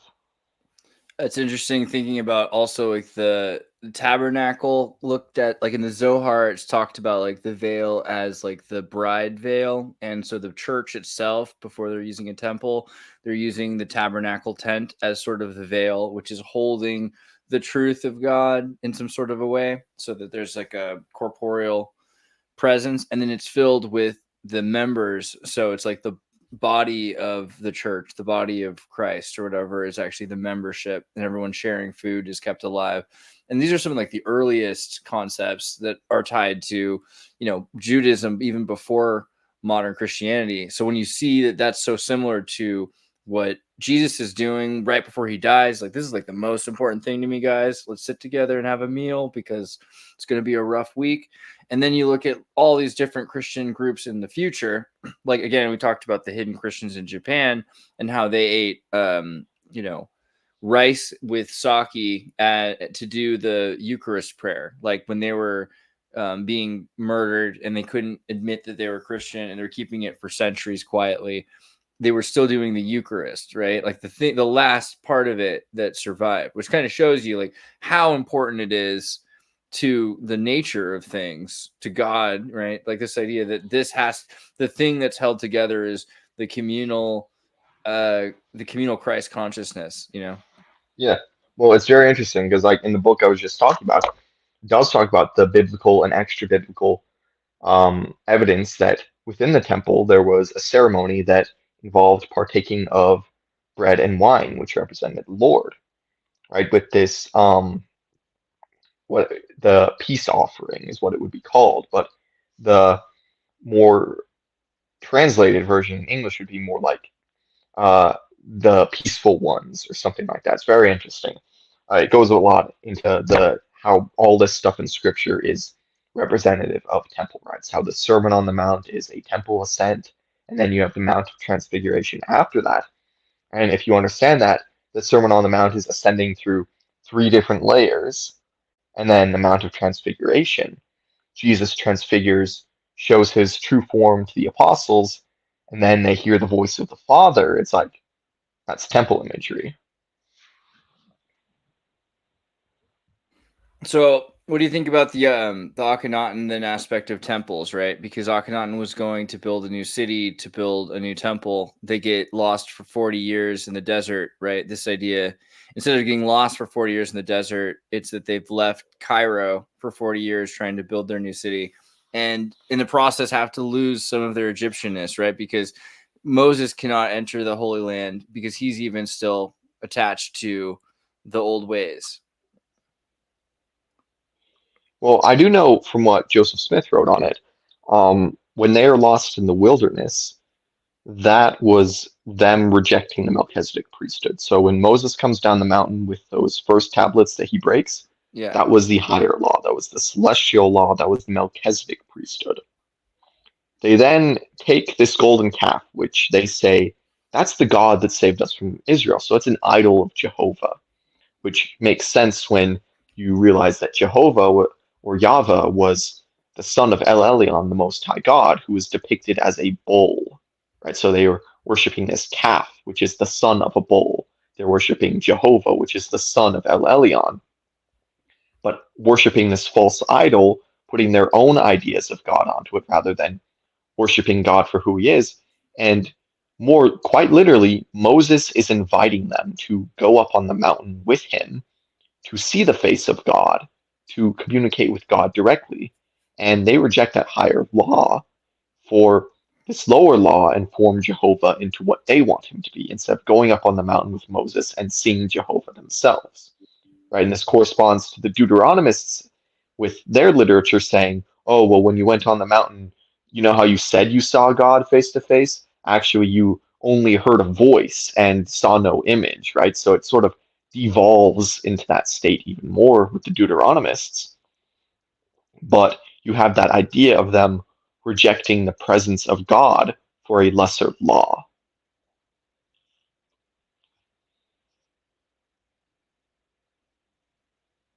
What do you think about the law in terms of the lesser law? Like, what is the difference really? Well, the book of Hebrews, it talks about how, the higher priesthood is the Melchizedek priesthood, the priesthood after the order of Melchizedek. It says that when Aaron was still in the loins of his father Abraham, which is more metaphorical because that's a lot of generations away, Abraham was paying his tithing till Melchizedek. That Melchizedek's priesthood is greater than Aaron's priesthood. We know through the restored gospel, which we are the only religion who actually even talks about the Aaronic and Melchizedek priesthood, right? That the Aaronic priesthood is essentially a portion of the Melchizedek priesthood. It is a lesser form of it, a preparatory gospel, if you will, right? So the Aaronic priesthood, the priesthood of Aaron, is a lesser priesthood for those who are not ready. The keys to the Melchizedek priesthood contain the mysteries of God, as Paul would have it. That's why, so a lot of people that we know are in sort of like remnant movements where they believe, oh, the church is in partial apostasy or they only have the Aaronic law. My opinion on the matter is that the keys will never be taken from the earth again, right? But it is your choice to use the keys, right? So just because you are given the keys to the Melchizedek priesthood, you're given the keys to the mysteries of God, does not mean that if you don't seek after those mysteries of God, you will have them. Which you see a lot of times with Utah culture. If I'm telling some random person from Utah, oh yeah, I'm a member of the Church of Jesus Christ of Latter-day Saints because I literally had a vision and spoke to an angel who told me things in the future before they happened and revealed to me truths, and I know that it's true because of that, they'll be like, you're a heretic, you're an apostate or something. It's like, no, I'm saying this angel told me that the church is true and that we have modern prophets, right? I was And going to because say whether they know it or I was going to say to Ronan really quickly because they associated the Demole with the Aaronic priesthood. I wouldn't do that personally, but I can see how that's happened because the church uses the Aaronic priesthood as like a youth group, and so more Masons use Demole as a youth group. So you could say, okay, well, there's a similarity in youth groups, but Aaronic priesthood's not a youth group. You know what I mean? Like your Aaronic priesthood is a priesthood. It just happens to be that today 13-year-olds are considered kids, but it's always been that in ancient Judaism, like at 13, that's how it went. Yeah, it's also, I know Joseph Smith and Brigham Young have spoken on this, that when Israel is gathered and when we bring the Jews from the two witnesses into the fold, they will be the ones to administer to the Aaronic duties because they naturally have it. What our Aaronic priests actually have is a lesser Melchizedek priesthood. The Aaronic priesthood is inherited through bloodline, through the Levites. So when they are brought into the fold at a large enough number, they will be the ones to administer to the Aaronic duties, and the Gentiles will administer to the Melchizedek duties. So now it's just sort of like, generally speaking, the younger priesthood holders end up on the Aaronic duties, right? Like, just sort of hierarchy. Have you looked into the Zohar much? I mentioned that earlier. The Jewish Zohar is like a mystical book from the 2nd century that has, I've noticed, like a lot of similarities. I was asking ChatGPT like just to list some of the things about it, but like the mystical interpretations of scripture, similar cosmology and reports of spiritual realms, salvation, redemption. It seems like the Zohar is kind of, it upsets the Second Temple Judaism, and there's still like a trend in Judaism of believing in the mystical, like original path, even though it's kind of kept suppressed because it doesn't jive with the status quo. But what do you think about that everyone's trying to keep alive that, original tradition too? Yeah, I'm not super familiar with it, but I'm pretty sure where I've heard of it is from Margaret Barker when she's talking about the long exiled Jews who continued the old religion of the Father and the Son and the mysticism, right? So, like, you talk about preaching a different gospel. We have scholars literally saying the original Christians were temple mystics, and I quote, who would go to the temple to have visions of God and his Son and would do theosis rituals to become sons of God. And they believed that Jehovah was the Son of God, and they believed in the Melchizedek priesthood and all this stuff. It's like, I wonder what that sounds like, and the religion focused on entering into the presence of the tree of life, enter in the presence of God. Like, that's the thing. The Zohar is all about the tree of life. Yeah, there's a lot of similarities there. So I wonder about go ahead. Sorry. Yeah, so I have heard of it. I believe it was in the Temple Theology book by Margaret Barker, or maybe it was in Plain and Precious Things. I can't show the Temple Theology book because I'm letting someone borrow it right now. But it does sound familiar. I think that could definitely be considered some of the quote unquote visionary men's work, right? Like, that's what we're calling those people now. The people who believe that they can communicate directly with God, that they can receive visions and revelation from God, that God is a personal being, which is why I think the seeing the hand of God thing is so significant. Because this higher cosmic omnipotent being is like us, and that's not to bring God down to our level. It's to say what our potential inside of our souls is, I mean, so exactly. The Zohar means splendor, and in talking about that tree of life idea, like the Jewish tree of life, the Sephirot kind of idea that that we see. Splendor, Radiance, foundational work of Kabbalistic literature. Group of books included commentary, mystical aspects of the Torah, the 5 books of Moses, and scriptural interpretations, as well as material on mysticism, mythical cosmogony, and mystical psychology. It discusses the nature of God, the origin and structure of the universe, the nature of souls, redemption, the relationship of ego to darkness, and true self to the light of God, right? It's supposed to have been published in the 12th 13th century, and claims it was a Tanaic work recorded in the post First Temple period, right? Occupation of the Roman Empire.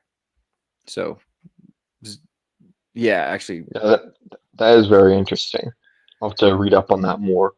There's definitely a lot of Kabbalah roots into First Temple Judaism, right? Where there's a guy I know that he was actually talking about how he started reading the Book of Mormon because he was like, somehow Joseph Smith literally recreated First Temple Kabbalah mysticism, and that's not coming from like Margaret Barker, but from like this Kabbalah expert. Like, yeah, Joseph Smith, without any knowledge of it, basically recreated this ancient Jewish mysticism in his religion and theology. It's very interesting. Yeah. Keep going. I don't know. All right. So do you remember me saying that story of that dream I had where I saw that Glenn Beck video and the one pinned, and I prayed and asked to know who it was, and then and I only find this out a year later, but an apostle who had passed away appears in my dream and shows me all this stuff, yada yada. And I find out about a year later, the person who appeared the night after I asked God to reveal that to me was in fact the same person he spoke to. Of earlier, when I was thinking about this stuff, about an angel of light being how priests are presented in the temple, I remember that in that dream, the clothing he was wearing is very similar to the clothing you would see in the temple. He was wearing, from what I remember, pure white clothing, like a suit almost, with a white suit and a white tie and white shoes, like what you would wear in the temple. So if when you enter into the temple in those clothing, you're considered an angel, a messenger, I think it's significant for someone to appear like that in a dream to me. That's coincidentally the answer to the question I asked, People often associate like the masonry aspect, but I think it's interesting just the idea of like traditions that are keeping similar historical traditions. So you can, again, like talk about the Zohar, talking about the Kabbalah, talking about, ancient Judaism in connection to the first temple, but also in terms of the idea of the checkered floor, or this idea of dynamic and between the two pillars, right? Because there is this idea of a veil, right? Even this idea of like the world and space on top of the two pillars, and that we're able to pass between the celestial plane and the material plane. And that idea of messengers is really interesting because people are often, I just had this idea. Like, I don't know. I see writers often, with artists, they're like, I just channeled it. Like so much of, the art movement. Like I just channeled this song. So Stairway to Heaven, I think those kinds of things. So people are aware that there's something, that there's kind of like that veil idea, but they're not sure how to like interact with the veil. And we've been really trained to ignore it, or to, it used to be that people everywhere. I mean, when I go to Eastern Europe, people throw holy water in the angles of their houses because they're afraid that's where like demons and spirits like gather. Like there's still a logic around the world that assumes that these things are happening. It seems more in America, in Northern Europe and stuff, that they've kind of forgot, like through atheism, forgotten that there's anything around us that we're interacting with. Yeah. Do you want to read some super chats real quick before we go to another thought? I'll do it. Most of the super chats are Box Saga. I could listen to Box Saga. You know what I'll do? I got a Pop Saga. Hold on.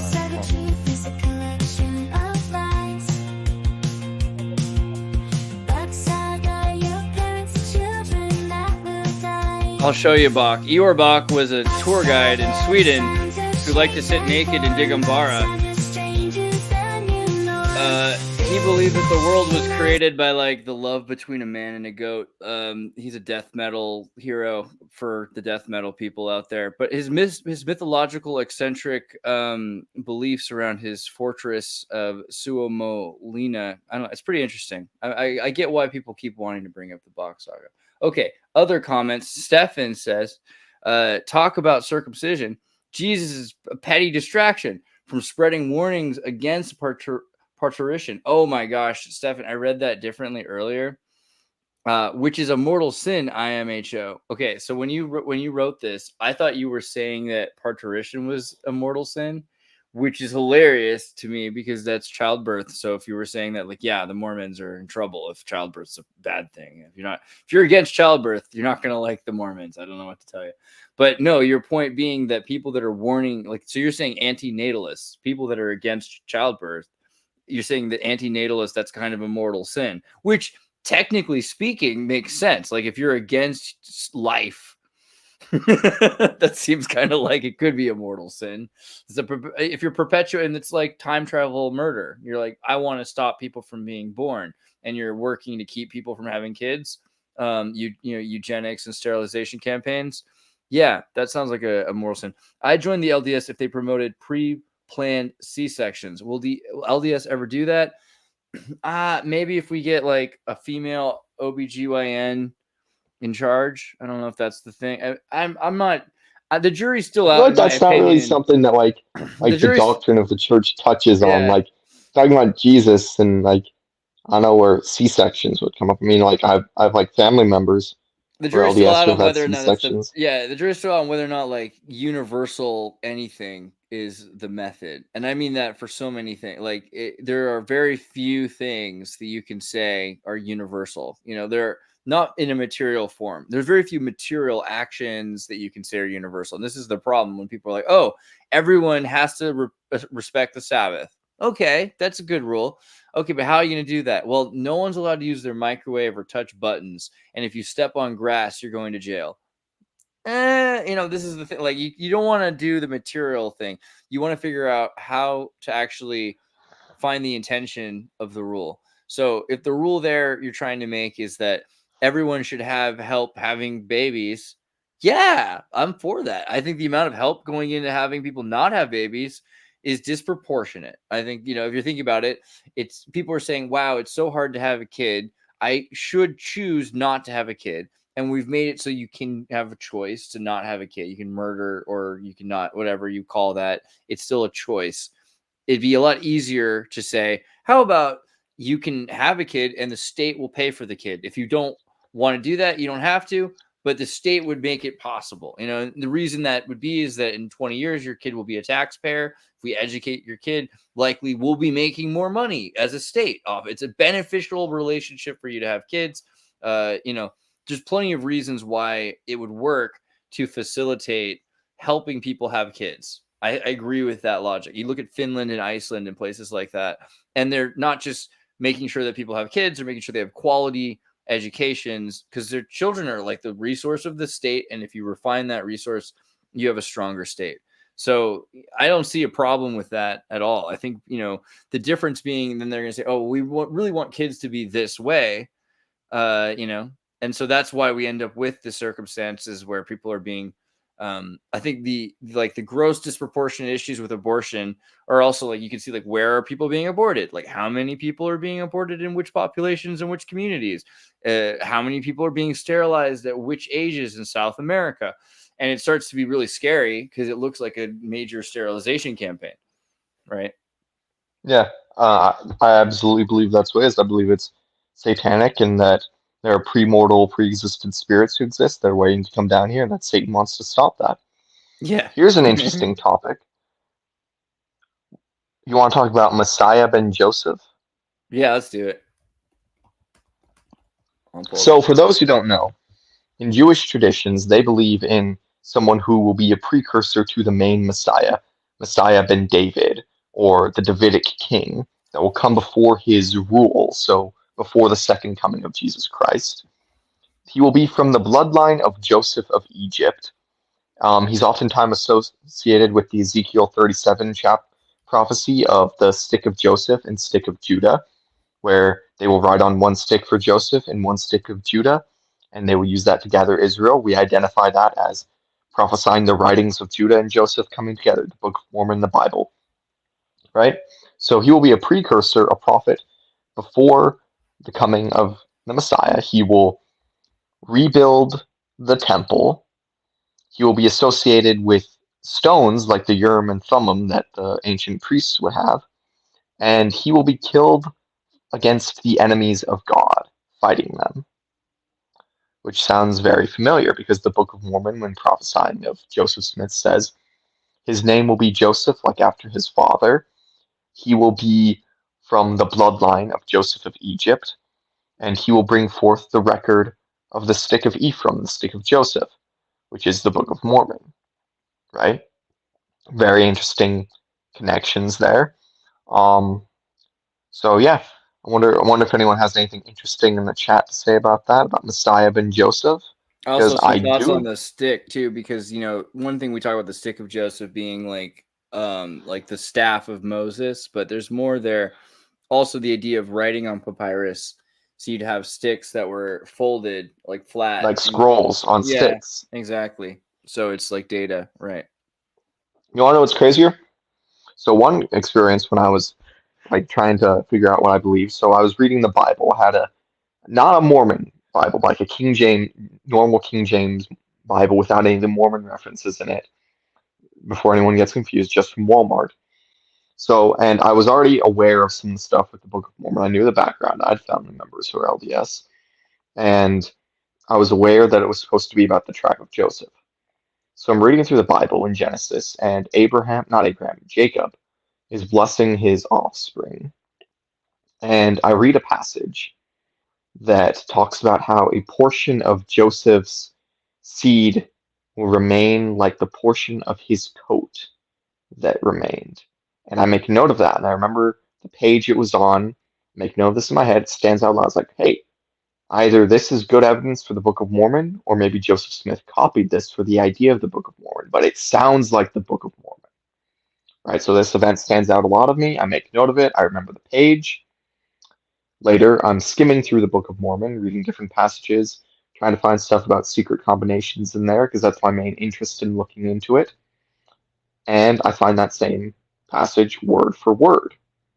I'm like, oh, did Joseph Smith literally just plagiarize this from the Bible? Right? Because it's word for word. A portion of your lineage will remain like the portion of your coat. So I go back to that same exact page in Genesis, when Jacob is blessing his offspring. In the same exact Bible, the giant King James Bible with a cross on it from Walmart. However, when I read through it again, that passage is not in the Bible. But I read it. I very clearly saw it. And then I found it in the Book of Mormon. That was a vision, very clearly. God, because I was someone who was earnestly seeking the truth, God showed me that prophecy of the Book of Mormon in the Bible, even though it was not actually written in the Bible. Though there are other prophecies in the Bible prophesies multiple times that the tribe of Joseph will get their own promised land. The Bible promises that Joseph will be a fruitful vine who goes over the wall. Right? That is a reference to Lehi, leaving Jerusalem. And then, famously, there is the stick of Joseph and the stick of Ephraim. I mean, the stick of Joseph and the stick of Judah, where to gather Israel, Messiah ben Joseph will gather the stick of Joseph in the hand of Ephraim with the stick of Judah, and they will become one. Because the Book of Mormon is a true record. It's also interesting Rad Data 4. Oh, yeah, in the chat, Rad Data 4 says that he had a very similar experience. I'd like you to put that in the chat. I'm very interested in hearing that. Yeah, like, Chad. Genuinely. Let us know that. I was going to just really quickly Rad add Data that 4. the Kakori Krishitans, which we talked about earlier, the idea the Japanese Christians were like half of Japan was Christian, more than a third of Japan was killed for being Christian, and it's kind of erased from history. Although the Japanese seem to be making more and more movies and stories about it. But one of the things when they found like one of the families in like 2008, when this documentary interview thing going to the Northeast Islands that I saw, and they found, they still practice the Eucharist. They'd almost forgotten why, but they had a piece of the fabric of the priest who was able to perform the Eucharist, because not everyone was able to perform the Eucharist, properly. You have to be a priest to do it. So also interesting to me, and just the fact that like the patterns, the idea of like the cloak and patterns idea. Yeah, a garment with something sewn into it. Yeah. It's very interesting because, so in the Apocrypha, I think it might be in the Book of Jubilee, maybe, in the creation account, when Adam and Eve are cast out of the garden, they have an animal, the first animal that's killed by Jehovah to cover them. So they are given a garment of skins to cover them. This symbolizes the atonement, as noted by many people. So you have Jehovah, who is Jesus Christ, the God of Israel, covering them with this garment of skins. Now, legend has it that that same garment was passed down from generation to generation until it got to Jacob, or Israel, which he gave to his favorite son, Joseph. Now, modern Bibles will translate that, his coat, as a coat of many colors, but it's more accurately translated as a coat of many markings. So it wasn't like some rainbow coat, it was a coat with priesthood patterns sewn into it, which may have been the coat passed down from Adam and Eve. Yeah, we definitely got to get David to talk at some point with the LDS about the tree of life idea more, because like the more we look at the Sephirot idea, this idea of the tree of life being a connection of concepts of family, of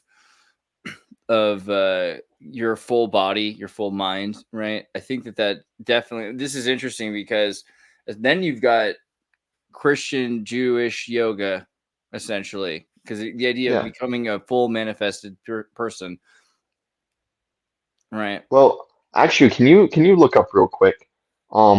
Tree of Life, Jesus Christ, 12 Apostles on Google. There's a specific image I'm looking for. Okay, let me see what I can find. Jesus will be sitting in the middle of the Tree of Life like a throne. Yes. And the 12 apostles will be around him. Now, the earliest depictions of the Kabbalah Tree of Life had actually 12 individuals on the outside, right? We see on that version God the Father above, sending this seed, his son, down to the Tree of Life. And then you see 12 others descending from the Tree of Life also. In 1 Nephi chapter 11 and 12, it's very clear that the Tree of Life, now that we understand the historical context, the religion of the visionary men, the Tree of Life is the mother of Jesus Christ, and it symbolizes both Mary and the heavenly mother, right? So Jesus is shown, not Jesus, Nephi is shown the Virgin Mary and told, this is the mother of the Son of God after the manner of the flesh. Now do you know the understanding of the tree which is fair and white and beautiful, described the same way as the mother, when historically the Tree of Life is the divine feminine? Then in the next chapter, we see Christ descending out of heaven, and 12 others descending after him. Now this Tree of Life is both the divine mother and the condescension of Christ. So you see Christ condescending out of heaven, and we know in the religion of the visionary men that the high priests in the temples consider themselves to be divine sons of God, the sons of God which Job says were there at the foundation of the earth. And then, just as Jesus Christ descends down from the divine mother, from the Tree of Life, there are 12 others that descend down after him. Now, considering that the original Kabbalah had 12 beings on the outside, and then you see Christ representing the middle of the tree, and that all of them were considered emanations of the one, of the Father, God, that Yahweh was the prime emanation of God the Father, but all the angels were also considered emanations of the one, of the universal consciousness of God.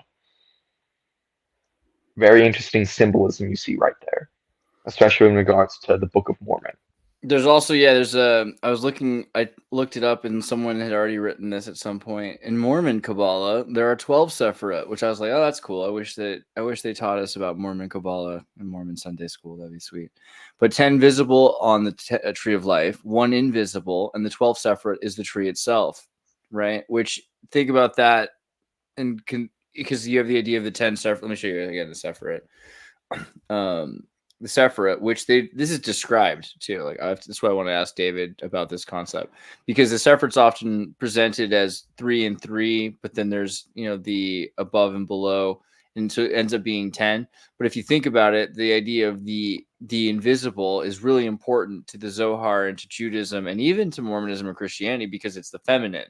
You got the idea of the Pistis Sophia.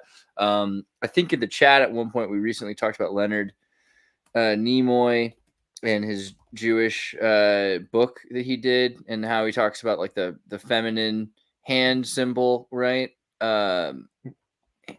Sign, the Vulcan salute. Let me see, the priestly blessing from the Jewish Kohanim with both hands, because when women, basically in the Jewish temple, they say, okay, every man close your eyes. The men cover their eyes, and then the women put up this symbol which represents like the feminine aspect of God, right? So it's the hidden symbol. You're not supposed to think about it, look at it. It's the wife of God. Don't talk about my wife. That's kind of the keep and your it's very interesting wife's because name out of your mouth. Because in regards to, that reminds me of something David Butler was saying on the Ward Radio live stream the other day. So he talks about how one of the possible reasons that there's the name Mary for so many women in the New Testament is because it's not a name, it's a title. Mm-hmm. So he goes in and talks about how Moses' sister Miriam, that's the source of the name Mary, she was considered a prophetess, almost a feminine counterpart to Moses when it comes to authority.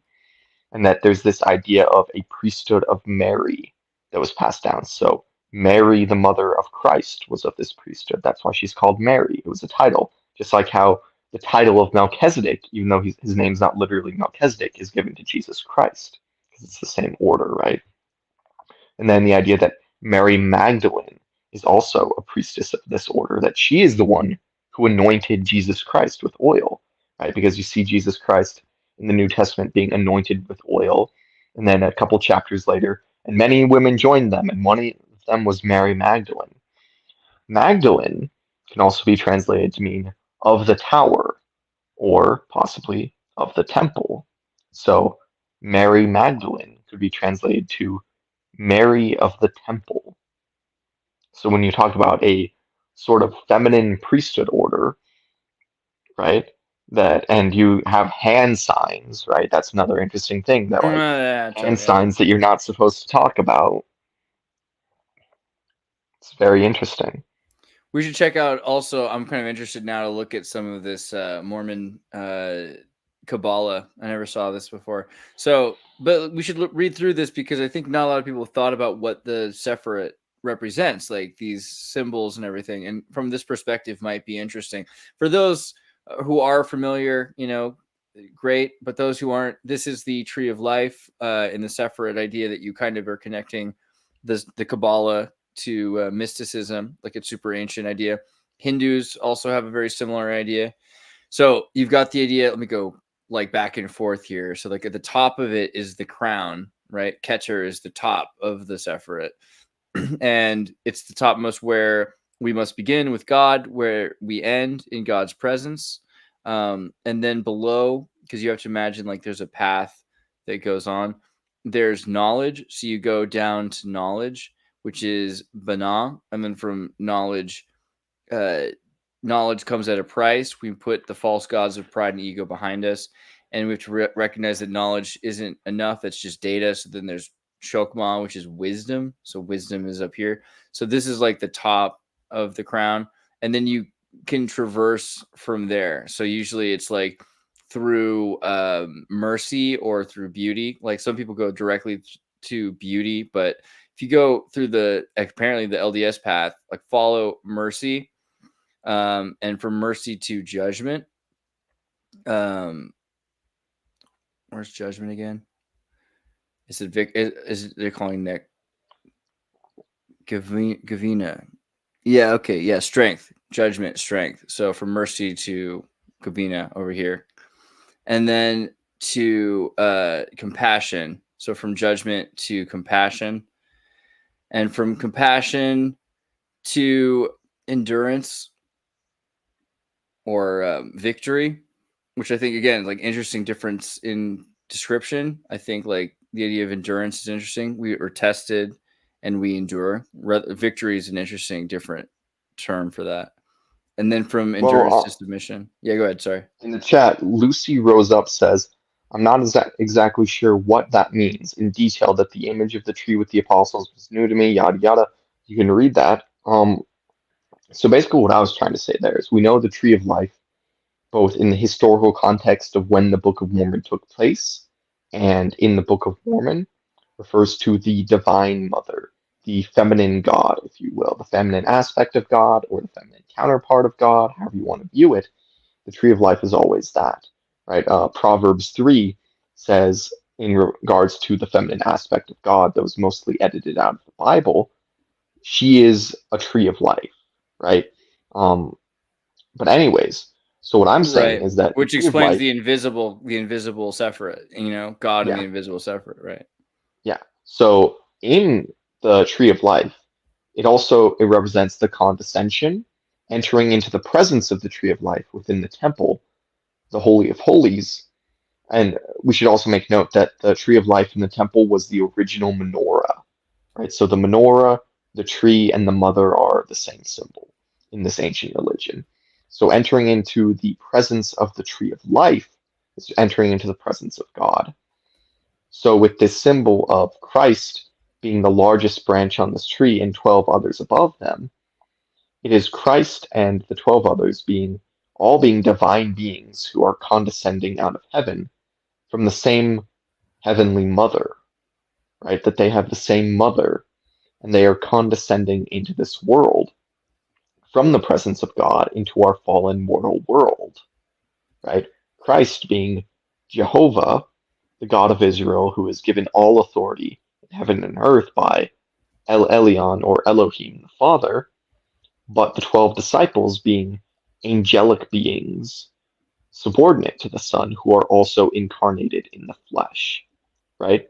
So that depiction there in 1 Nephi 11 through 12, as well as in this art which corresponds to it a lot, is showing that they are all divine beings born of the same heavenly mother. What do you think about the 10 verses 12 again, like just this idea of the invisible, right? Like, so people are studying the Sephirot with only 10. Like, what do you think that it would do in like a post like Second Temple idea to remove the feminine and this? Like, so what's the other part? It's like it's the feminine and the tree itself, or it's like the feminine and the self, or the feminine and God. Like, what are the two parts you think that are missing then? Honestly, Like that could be it very much, because we do know that the tree of life is the mother. So it could be, when you say the self and the feminine, the self being the fact that while God is this transcendent being, God is also similar to us.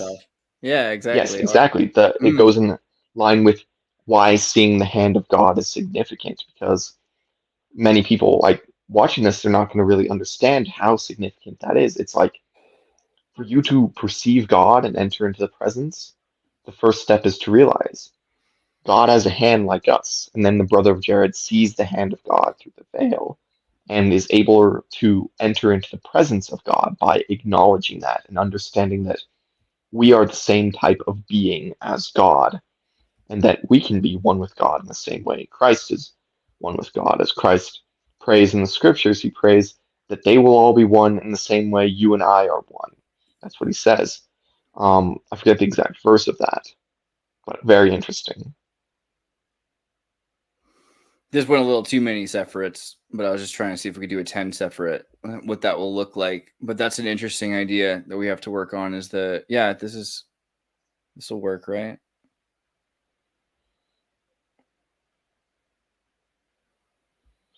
No one in human history has ever seen God. Everyone who ever met Jesus Christ, Joseph Smith's seen God. I personally know people that have seen God. They've gone to the temple and received What do you think visions. about that? So that's an interesting thought too, because I literally personally know people who have received what's known as the second comforter. I've talked to people that say, they're like, well, God is this like light source that will destroy you to be in the presence of, and other people talk about you could be made more than human, essentially, like made to withstand. God can do anything. You be made to withstand the presence of God. But then also this idea of like material form, right? Like, so what do you think about this idea of God looking in, like man, and Jesus shaking hands, and like this material aspect of things? Why is that essential? Why, what do you think about that? Well, I think that all spirits are sort of transcendent. I think that spirit as a substance has the ability to command the intelligence of matter, right? That there's this fundamental spiritual substance to matter, and that through willpower, spirit intelligence or consciousness can command it, right? So God being the highest level of that, but he also has a form that he is embodied in, not necessarily constrained to, right? So he has a physical form, and that by being embodied in physical matter, that intelligence can command reality. That's my interpretation of it. However, we are made in the image of God. It's important to understand one important thing is that God is not just some disembodied energy. God is a heavenly Father. He is a personage, and he wants us to be a part of his family. And in order to do that, we have to elevate and go up to his level on a higher level of reality. But that is one of the main things to understand, is that God has a family, God has a wife, God has a son, and God wants us to return back and be part of his family. Yeah, interesting looking at some of the chats. I mean, the idea that what would you say if, so some people are like, this is the only life, right? Like you're gonna just you're just like an anomaly of sentience, and then it'll transpire. What do you think about all that? I mean, yeah, I'm sure it's a coincidence when I'm shown visions of the future by angels that come true, and when I have a vision from a passage of the Book of Mormon that I've never read, that's in the Bible. I'm sure that was just my brain coincidentally getting things right. Like, there's no meaning to anything. Here's the truth.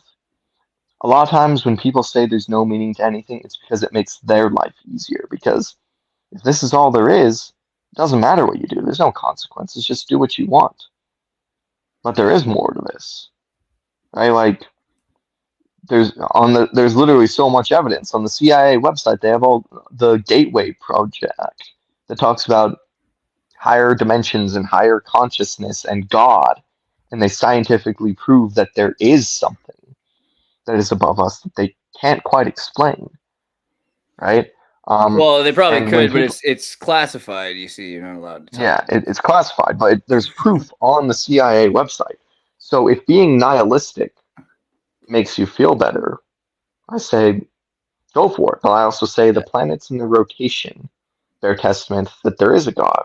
The fact that the sun and the moon perfectly line up to eclipse, statistically, what are the odds of that? That is proof that there's a God. Astronomy is fact that interesting. The simulation theory, the idea that, like, if the fact that you got these atheists, that the best solution that they can come up with is that it's a simulation, because it's like, okay, well, I can't handle a God, but I can't explain it, so it's better to say it's not a God, it's just a programmer. But basically, aren't you basically just admitting to it? Simulation theory is just like It's a gateway drug to religion God. for nerds that don't want to admit that it's mystical. They're like, oh, it's a computer. There's nothing magical or mystical. No, there is magical, mystical stuff. I'll take it Stop though. being such a nerd.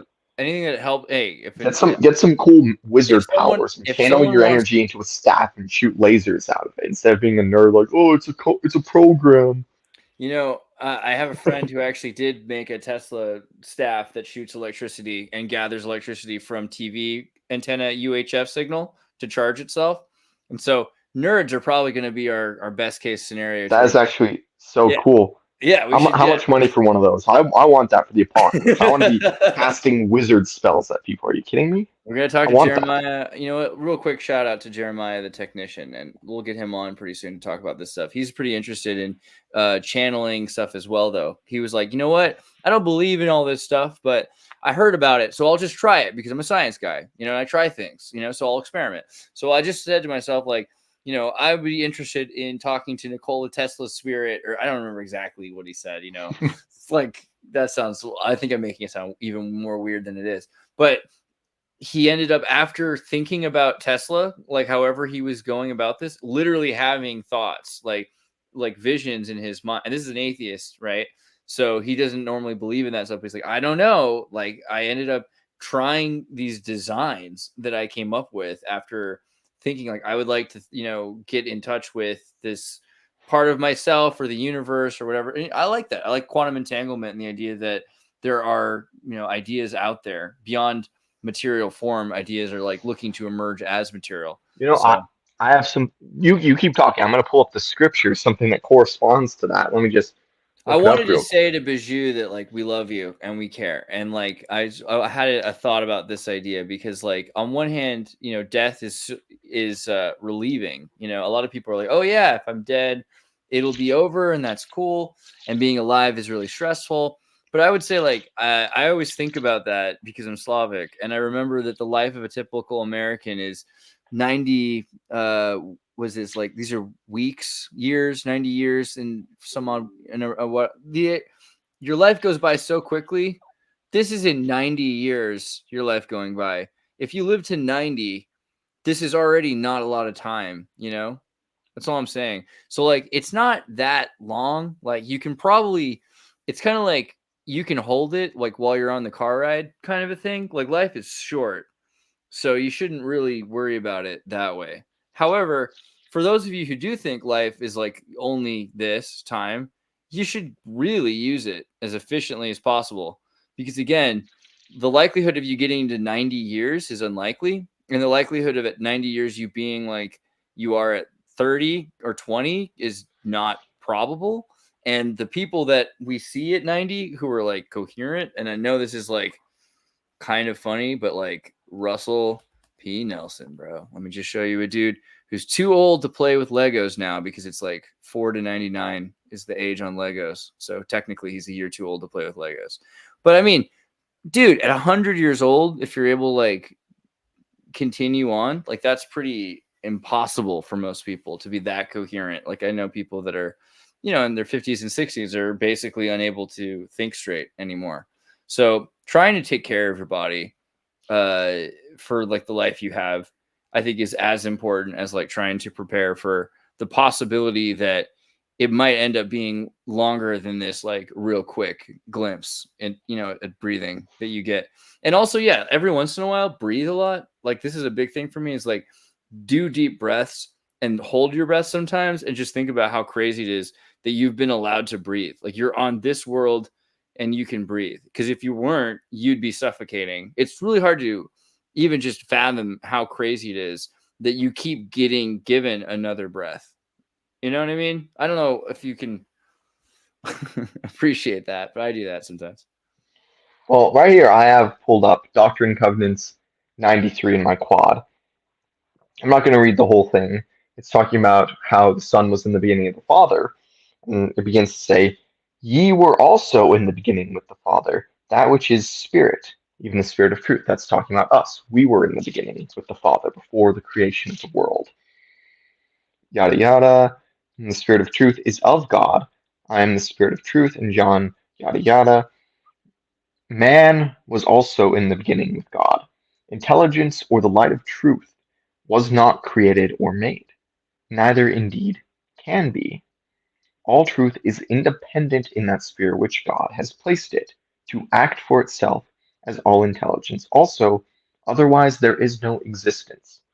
Right? So it's talking about matter and spirit, both being independent things that are co-eternal.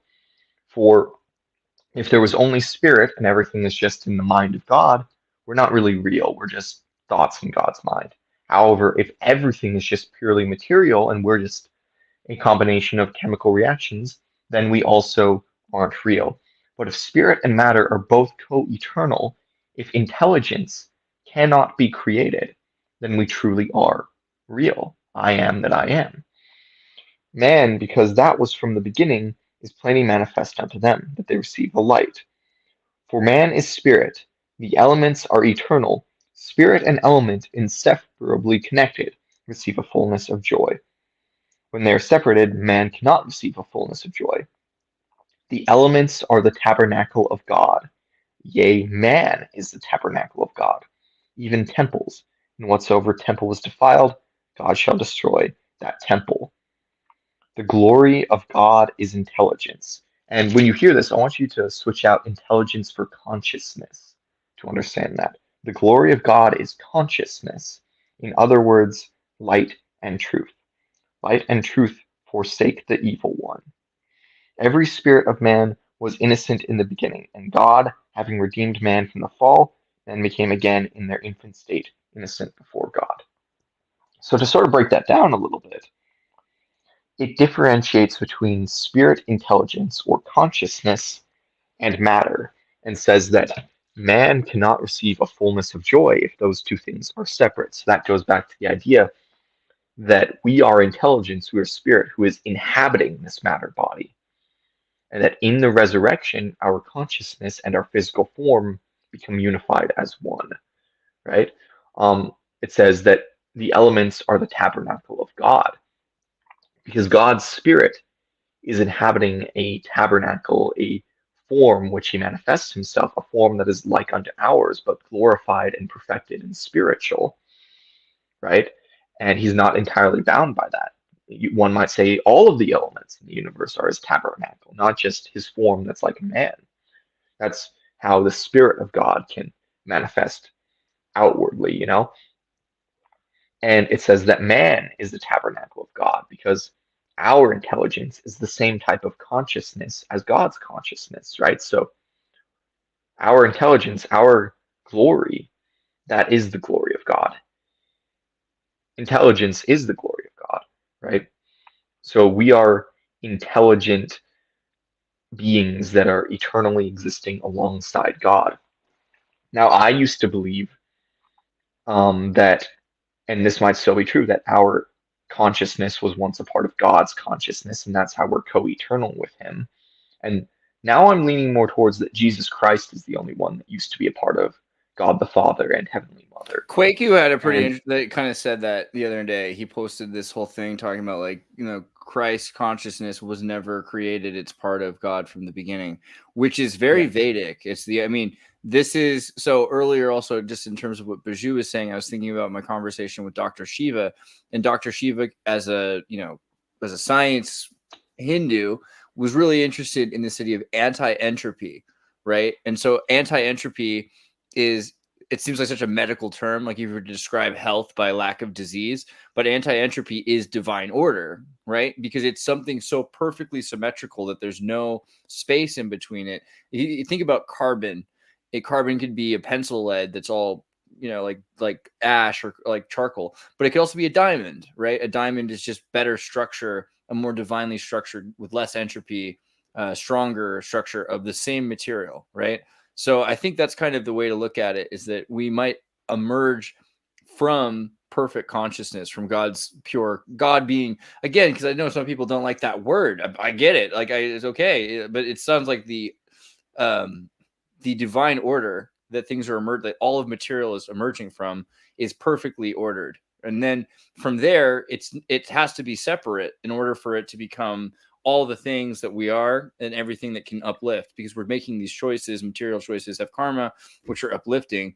Doing the right thing has further consequences. Doing the wrong thing does have consequences. And so you can't just live in constant destruction and chaos and entropy, because it further creates further entropy and destroys order. And we're trying to build back to a state of like complete complexity with singularity and order. you want to know my idea on that? So the entropy, you talk about that destruction.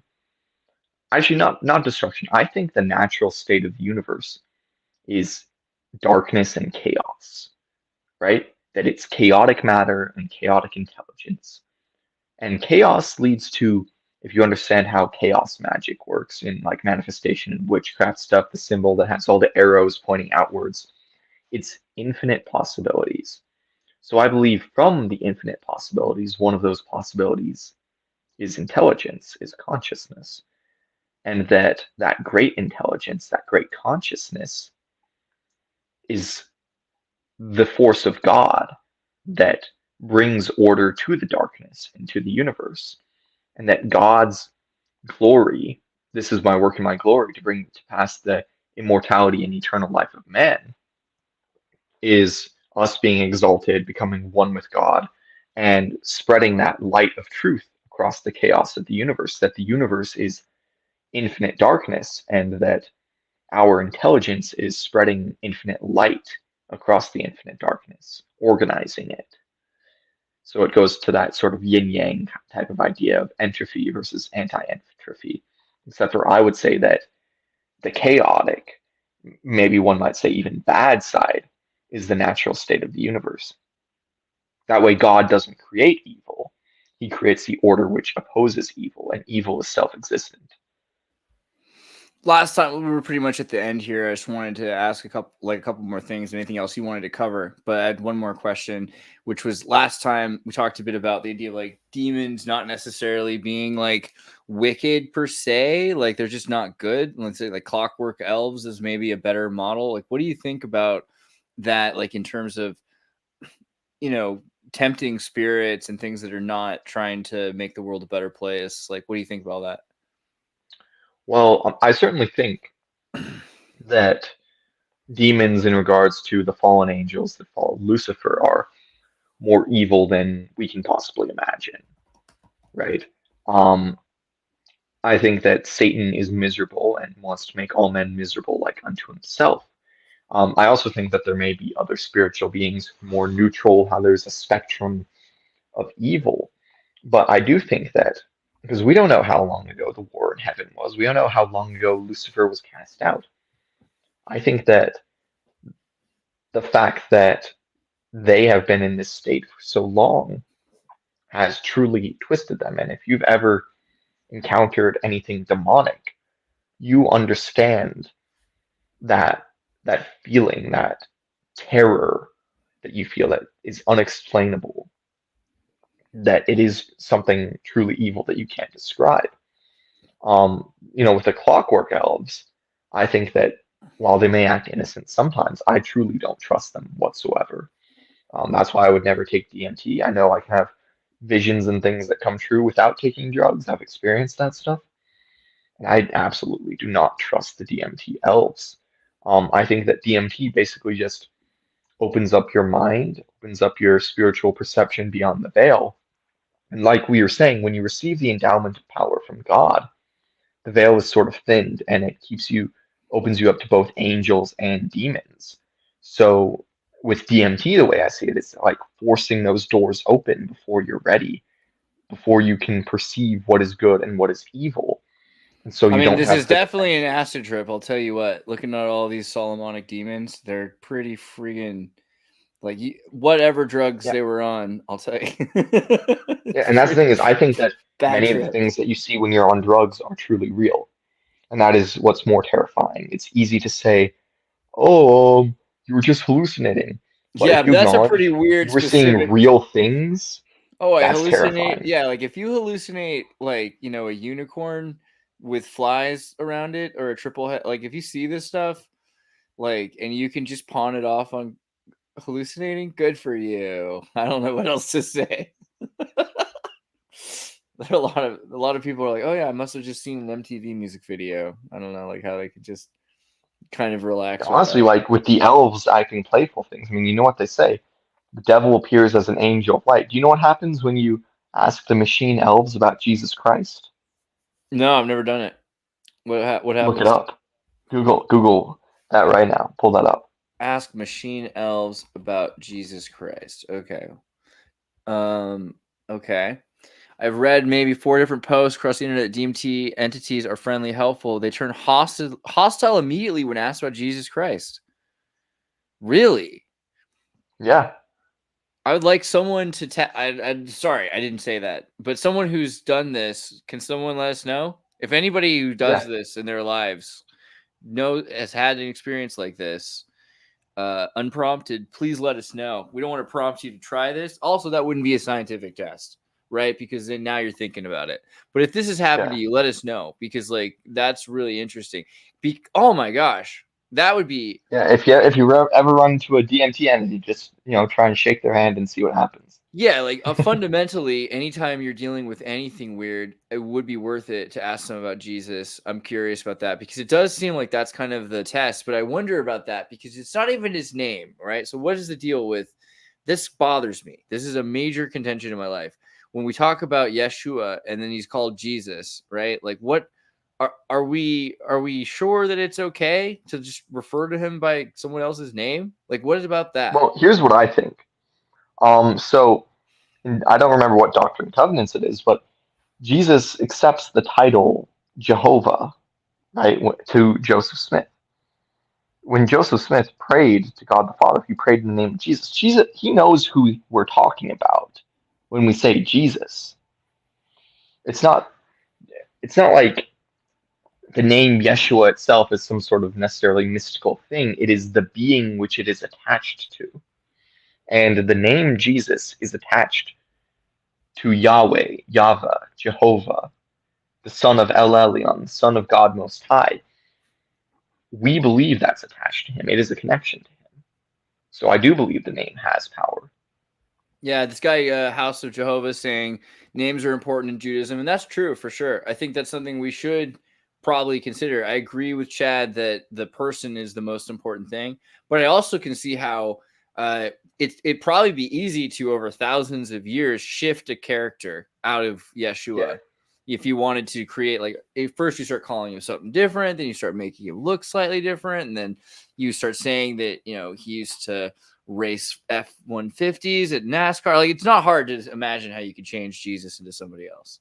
And that's all right. See, like, that's the thing. When I say Jesus, I'm thinking of a slightly different thing because I have this American context. But if I were to say Joshua or Yeshua, all of a sudden I'm thinking of his association with Joshua, Ibn Joseph. Even well, it's interesting you bring that up because, like, what about the name God? Saying God. Do you want Joseph God Ibn comes Joseph. from the Norse god Odin. Right. It means like God is literally. it means damned Odin, which is weird because damned meant like cursed blessed or something like that. Right. There's a lot of weirdness about that, calling a cursed So demon the English word kind of thing. El, I mean the Hebrew word El Elyon, Elohim, it has nothing to do with the English word God. But I'm sure when you pray to God in the name of Jesus, he knows what you're talking about, right? He listens. And Still, I think that if when you you called him the Elyon, I think that might help because then you'd visualize El Elyon. that's a good thing. I'll pray to El Elyon in the name of Yahweh. But we should test that out. I think that with the DMT entities, it's the fact of the person that you're bringing up, not necessarily the name of Christ, but who you are bringing up. They know who you're talking about, and they're outraged when you bring them up. Yeah. Well, let's do another show pretty soon. I'm going to send everyone off your way. Everybody, make sure you guys go to Latter Day Chad on Instagram and check out his reels. Do you have anything you wanted me to pull up here? Because I know you've been putting some pretty cool reels up recently too. Let me see. Scroll down a little bit. Let me see.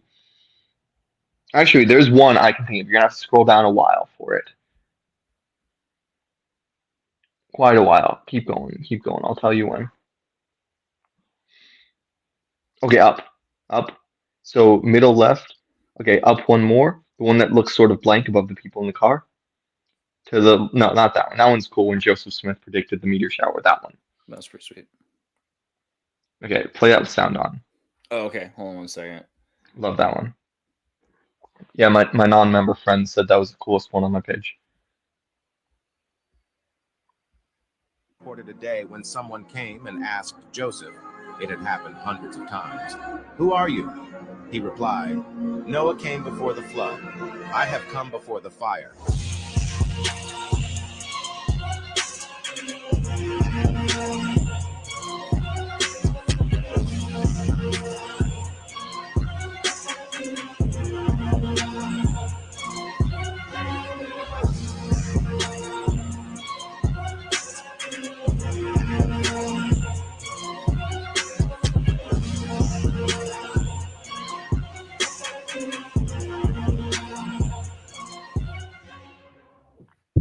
That reminds me, I had to show this one I saw the other day, which is like, anytime anyone tells me something's impossible, I'm going to show them this.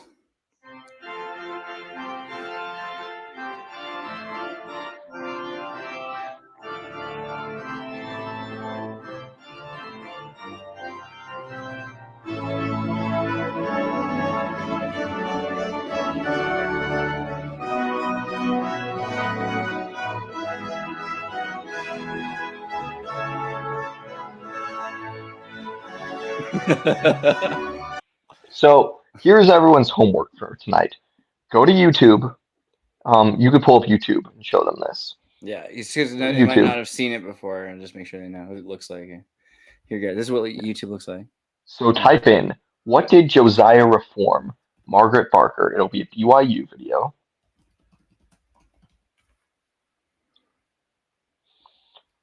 Watch that video tonight and put that into the context of the Book of Mormon. Read the Book of Mormon. This is what's going on in the time period of the Book of Mormon. There are these people altering the scriptures, removing the Son of God from the text. That is why the Book of Mormon exists, so that to bear testament to the Jews and the Gentiles that Jesus is the Christ. And this shows exactly how it does that historically. And this is by a non-Mormon scholar who is researching the origins of Christianity and drawing it to this religion. And we're actually going to be interviewing an author about this about next week. Read that. Read about Messiah ben Joseph and the gathering of Israel, and then read the Book of Mormon. And check out the Tartary Nova Discord, which I just pulled up on the screen here. Make sure you guys join that. You can click through the tartarynova.com to join. You can ask us questions and check out the X-Church conversation, Latterwave. All right, Chad. And in Precious Things talks about that same reform. But yeah. Show me that book again one more time. Show the book. Yeah, Plain and Precious Things by Dave Butler. Yeah, We're interviewing him next week. We're gonna be And showing Butler here's his off. other It's gonna be book pretty cool. that you have to read second, The Goodness and the Mysteries, that really breaks down the Book of Mormon, how it's a temple text, all the symbolism of it, about passing through the veil and all that good stuff. Yeah, it's gonna be awesome. Actually, he's really cool. Just for people who don't know who David Butler is, I'm gonna show them for a second. David Butler, writer. Well, you can see right here. Here's him talking with the Stick of Joseph group right here. He's a writer, and he does like awesome. I mean, one thing you'll find is that Mormon sci-fi is a huge thing. There's a lot of Mormon sci-fi writers that are like the best sci-fi writers ever. It blows my mind, actually. But also his historical knowledge and everything. And his deep understanding of spirituality and of the temple lore. It's going to be a really great conversation. So do look forward to that next week. He's well read, well written. It's going to be an awesome show. Thank you, House of Jehovah, for saying I'm your favorite teacher. I appreciate it. Dude. Yeah. You know what? And dare I say, God bless you all. Take care. Good night.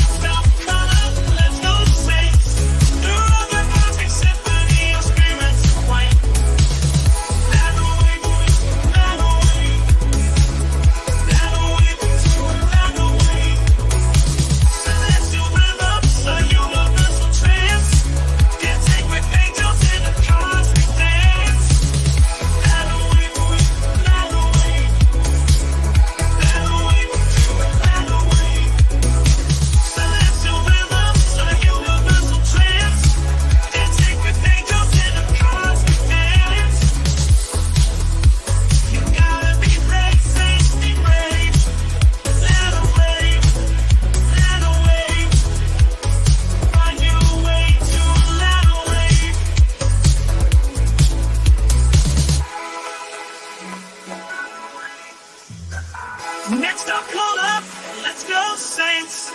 Guided by faith where the universe paints. Celestial saints in a cosmic